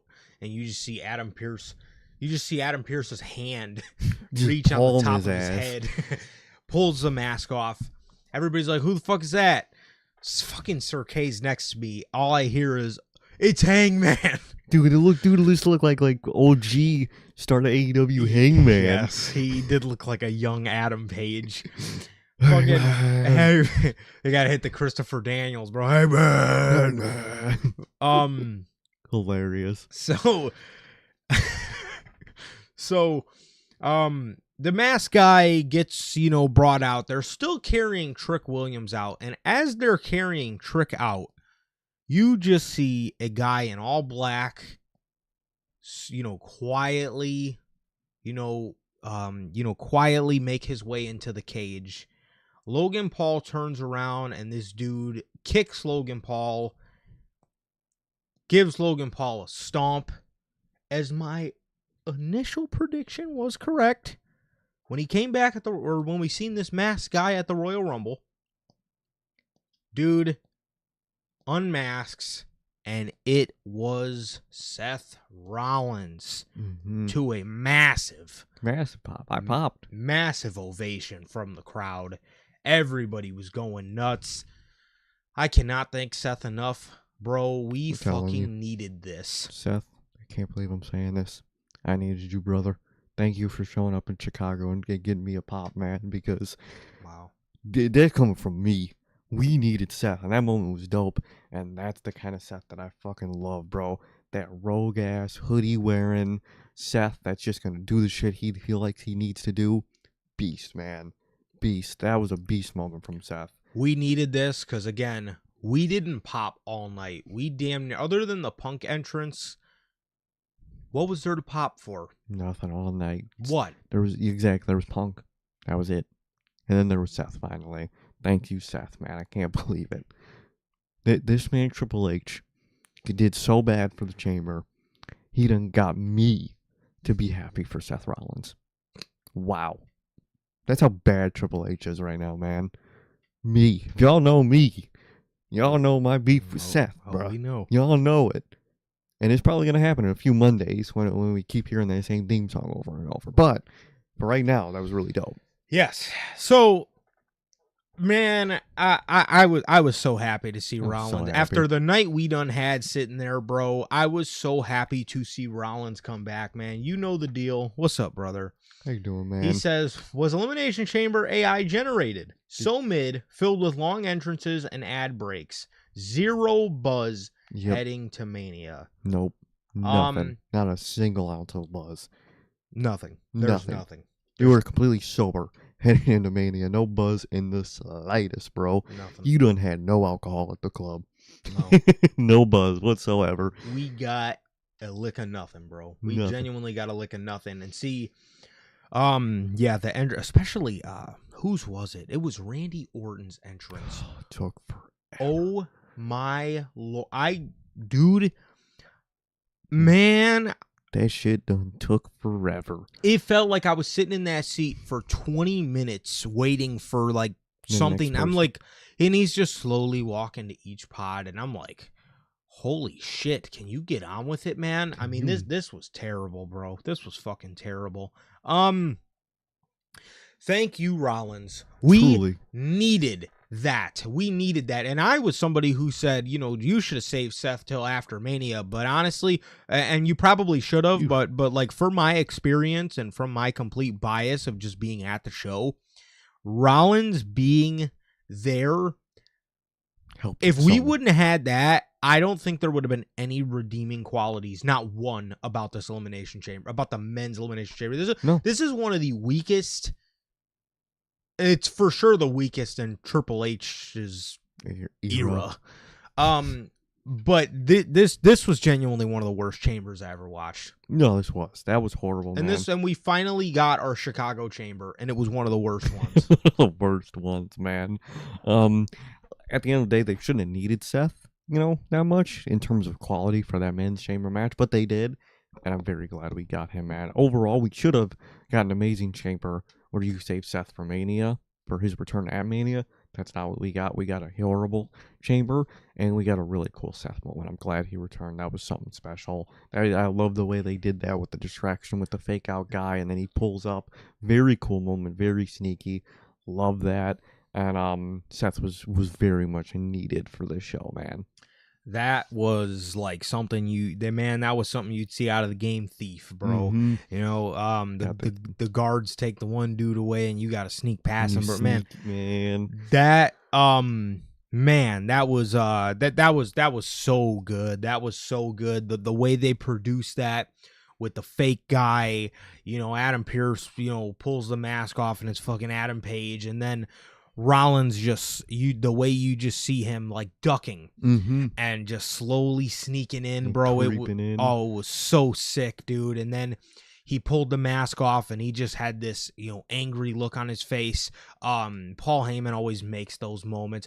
Paul Heyman's leaning on the cage, is like, yeah, who the fuck are you? And he pulls the mask off and Heyman's like he's like so stunned. Mm-hmm. He's so stunned, bro. And that shit was hilarious. Heyman's face was hilarious. Oh, Heyman, man. Heyman kills me, dude. He really kills me. But yeah, and that is the Rollins I want to see, and I feel that's where I'm going to be let down with all of this. Mm-hmm.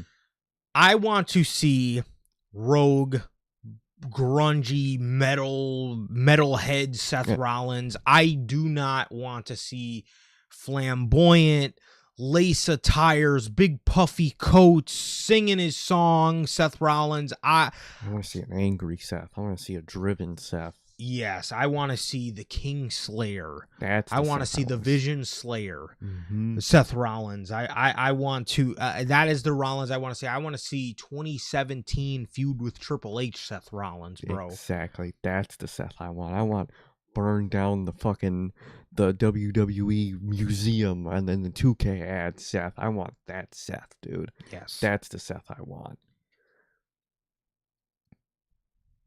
And I gotta say, commentary was awful during this Seth Rollins return. Dude, Michael Cole, out of all the cool nicknames Seth Rollins has, he takes his mask off, and Michael Cole says, it's the guy who gave birth to the Vision. Gave birth to the Vision. Not the architect that built the Vision. None of that. The visionary of the Vision, the architect of the Vision, the king of the Vision, fucking the pioneer of the Vision, anything. The man who birthed the Vision. He birthed. Great call, Cole. Man. Horrible call. He gave birth Give birth. Bro gave birth. To the Vision. Nice. Wonderful. Wonderful, man. So Rollins leaves. He looked angry. He looked pissed. Again, this is the Rollins we need to see. And the cage door was left open. There was so much chaos going on. Cody's got his back to the door, and Drew McIntyre gets in the cage, clunks Cody with the championship in the back of the head. And instead of just leaving Cody for Randy Orton to pick the bones and eliminate him, this doofus jumps in the ring, goes to attack Cody, and Cody, who just got hit with a belt, starts fighting back. And hits him with his finisher. Bro, this might be the dumbest WWE champion I've ever watched. They booked Drew McIntyre to be the dumbest human being possible.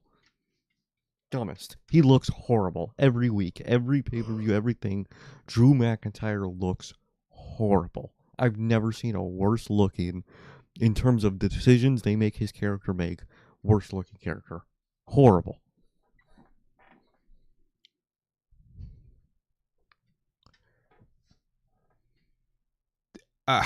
I said the same thing last night, man. I don't think if Drew actually ends up losing the title before Mania, and we'll get to that. If that is the case and they go the route of Cody, Randy, Drew's title reign may be, he may go down as the dumbest I think I've ever seen them book a WWE champion to look. Oh yeah, horrible. Absolutely horrible. Remember when I said Drew winning the title was a lose-lose situation? This is the type of shit I'm talking about. Cody was dead to rights. You done hit him in the back of the head with a championship, and you decide to jump in the ring and start brawling with him. And then Cody starts getting offense, which leads to him hitting Drew with a fucking crossroads. Horrible. You done blindsided him, hit him with a weapon, and still got your ass whooped. He looked horrible. With a finisher. And top the cherry on top of the case. Crossroads. He hit him with a crossroad. Horrible look. Orton RKO's Cody for a victory as, again, thank you, Seth Rollins. Because, dude,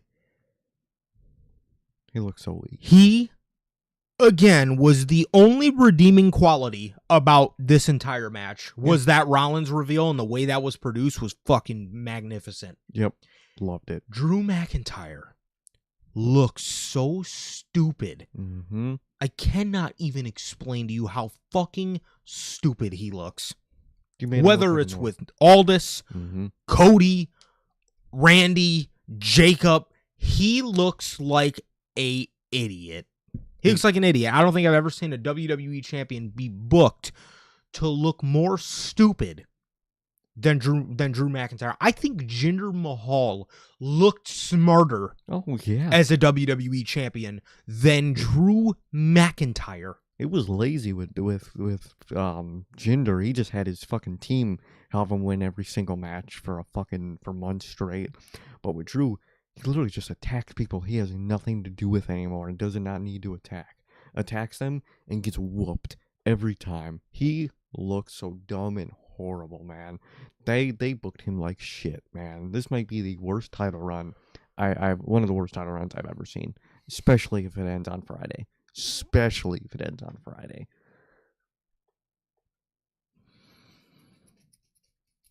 Oh, man. See,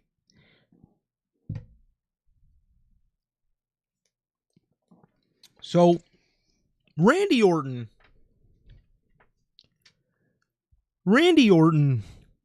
wins the chamber. He did. Now, we all know we're not getting Randy Orton versus Drew McIntyre for the WWE title. We know we ain't getting that.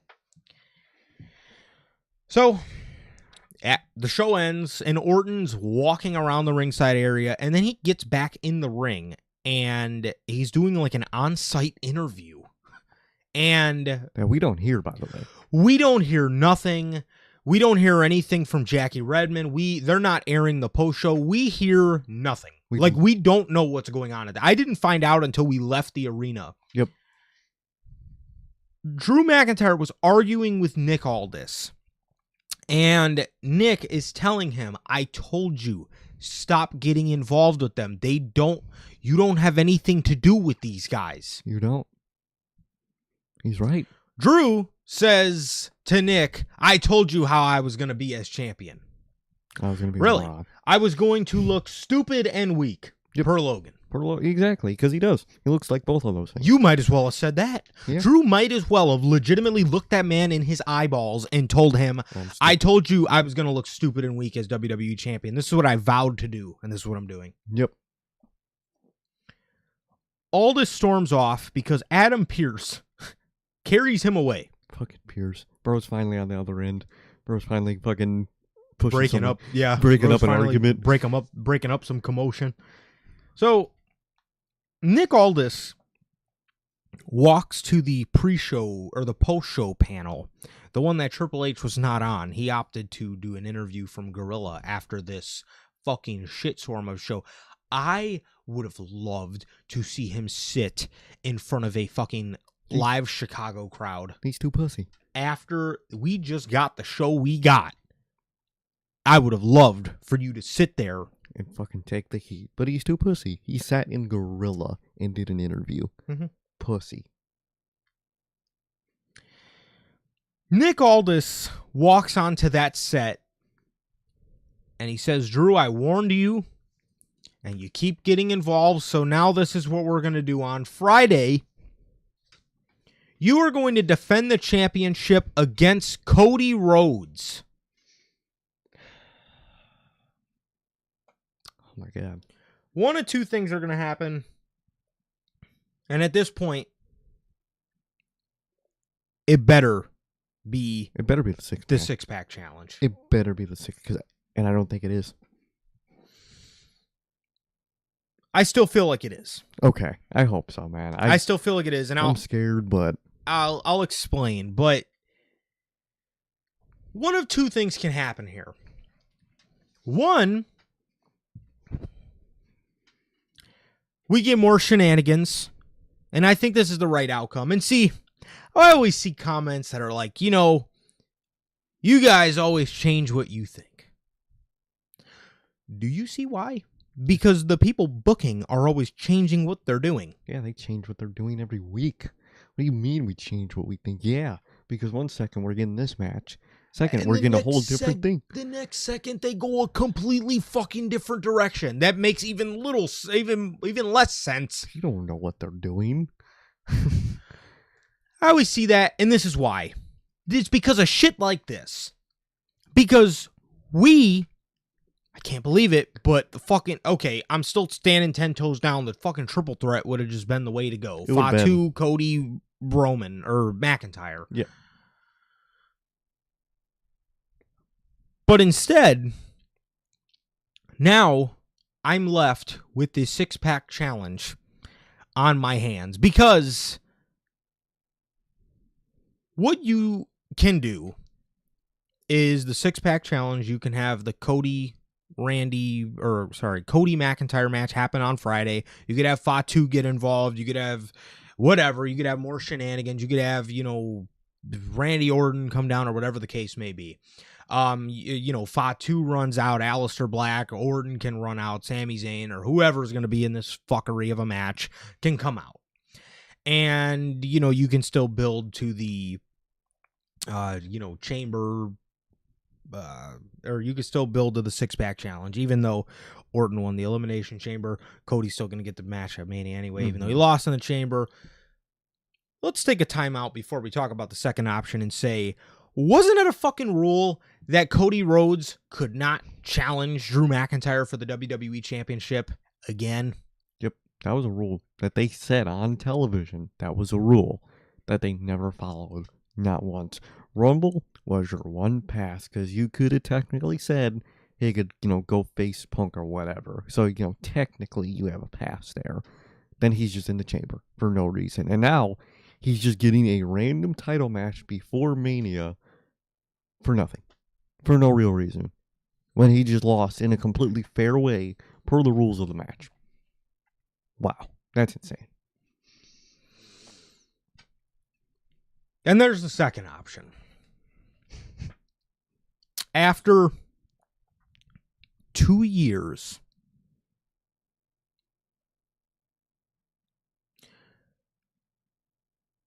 I could have swore they said he couldn't challenge him. Couldn't challenge him at all. I swear that was the rule. Even then, it's horrible. Because he didn't go to the back of the line in the slightest. No, he didn't. He did. They just gave him opportunities to be involved with fucking qualifying WWE title stuff. However, the second option is Cody Rhodes wins the championship back from Randy Orton, and after 2.5 years of Randy Orton staring at Cody Rhodes, He finally turns. we are going to get Cody Rhodes versus Randy Orton at WrestleMania. That's garbage. It's garbage, man. And that means Cody would just win it again at Mania. Yeah, I guess Cody would just retain. Unless they give Orton the win. Unless they give Orton his 15th title for his last run. Even though Orton said on the post show he feels like he's got another 10 years in him. It's going to be his last run. I know. He said that before, and he said it literally last night again. We were saying this 10 years ago in 2016. People were like, oh, yeah, Orton's about to retire. Orton's about done, man. And it's happening again. And he literally just said he's got like 10 more years in his tank. Whether it's true or not, he probably still has like another 6 or 7 years left in the tank. But, it's his last run. At the very run. least 5. Very least 5 or 4. Very least, and they'll still get a title run before that anyway. Yes. So I don't get the point to any of this, but either way, it looks ass. Either way, the most likely person out of Mania to be champ, no matter what, is still Cody. That's horrible. That's horrible. Because what is he gonna do? Because if he wins at Mania, then Orton's probably gonna turn, and we're just gonna have a summer feud of 1-on-1 with those two. Yeah. And that sounds like the lamest, most too late shit ever. It's too late. I don't care. It's too late. You should have done it 2 years ago. In 2024, when you started the teases. I guess we had to wait till Cody Rhodes was 3 title reigns in. 3 title reigns in. For him to finally get that Orton match. It's horrible. The Orton match obviously is something, you have story there, bro, but again, it gets to a point where it's how long are you going to wait before it's kind of just too late and you dragged it too long. Mm-hmm. I still am holding out hope that it is still going to be a 6-pack challenge. Only because Jacob Fatu has not followed up on Drew McIntyre costing him his Elimination Chamber qualifier. That is why I feel that Jacob will be involved, because if you completely move Jacob on, then you might as well just move on. You might as well just cancel WrestleMania because there's nothing on this show that looks awe-appealing at all. That is why I think Fatu is going to, unless now we could very well get Fatu costing just Drew McIntyre the championship. And you get a 1-on-1 with those two. And you get a 1-on-1 with Jacob and Drew and a 1-on-1 with Cody Randy. You could very well do that. And that is a possibility out of that does scare me. Mm-hmm. But let's not forget, and don't let WWE make you forget, Jacob and Cody had a beef too. Mm-hmm. So by my logic, Jacob should absolutely be involved with the WWE Championship at WrestleMania, especially if Cody has it. If you're doing it the right way, Jacob should cost Cody on Friday. He should. Yeah. He should. But I wouldn't be shocked if he costs Drew and you do a 1-on-1. You do just 2 1-on-1s with that. I really wouldn't be shocked. And that's going to be a horrible setup for Mania if they do that. That'll be horrible, man. Hopefully we do the 6-pack challenge. I really hope so, man, because it's not looking good anyway, man. That's your best case scenario. Or at least a fatal 4-way or a Something. fatal 5-way, because Aleister Black's probably still going to be able to say, you know, he beat Randy, and now Randy's getting the WWE title shot, you know, so I could be in there too. You know, the whole spiel. Yeah. But yet again, we have to wait till Friday to get some sort of answers. Literally, Royal Rumble, Chamber, all supposed to be the pointers where you know what you're doing for Mania. Both of the shows happen. We still don't know what the undisputed title match is for Mania. Still, no idea. We have to wait another week. There's like 5 different ways you could do about this. Yeah, there's like 5 different directions you could go, but really there's like there's still two main plans you can kind of go with this whole thing, and we have no idea. No clue. Horrible way Triple H does that thing, man. Nick Aldis stopped Jacob Fatu a couple weeks ago on SmackDown from attacking security. And he tells Jacob, Chamber's right around the corner. Do you want to miss it? And Jacob Fatu he didn't hit security. He didn't get suspended, and he just missed Chamber anyway. So I guess he might as well fucking clock the security guy. He might as well just clock that dude in his face because you had no chance because they had Logan Paul pin you. Horrible, man. This Mania setup is horrible. Chamber as a setup for Mania was absolutely the worst setup you could have done for Mania. That was a horrible Mania setup. And I'm dreading the worst for Mania and Friday. I am dreading Friday and SmackDown. I am scared to see what happens. And Mania's not looking good, man. It's really not, man. It's really not. I was giving them some benefit. Hopefully, you know, Chamber can make it look better. It looks even more confusing and worse. Every time you go into a Triple H pay-per-view, you come out even more confused than you came in. Yes. Every single time. I hate it. Yes. And it's not a good confused. It's not like, oh man. It's not a good confused, man. It's a very bad and annoying confused. Where it's the confused because you don't know what your plan is and you just say, fuck it, let's do this. Every time. Horrible. I don't know what they got going on, man. There's, man, again, this men's chamber was very unflattering. It was a very unflattering match. It was not good. Both chamber matches tonight were very lame, man. Again, I'll say it again. If it was not for Seth Rollins, I don't really think we have much of anything to pop for during that match. The Orton win, maybe. Oh, it was cool. The moment was cool, but like still, overall plan isn't cool. But man, I mean, I don't understand. I don't understand what this company. I really don't understand, man. Again, you just leave in more disarray than you came in with. Every time things just continue to make less and less sense. And we're on the road to WrestleMania. This chamber match was not good. It was not good. It was one of the weaker ones they've ever done. One positive I could say from it is they took Jey Uso out of it. They did. That's one positive, one very redeeming quality. That was nice. From the Elimination Chamber. But man, this whole WWE title situation is fucked. And this is a horrible looking Mania, man. This Mania looks very. We're in for one. This Mania, man. Yeah, this is looking rough. I don't know what the hell they're about to put on in a month and a half here, man. But whatever it is oh brother, I'm just terrified for it. I really am. I'm terrified for Mania. Being here at the show at Chamber was awesome. UC is awesome, man. But if you're looking past that and looking not to be in attendance, that was a horrible setup for Mania. And Mania's not looking good.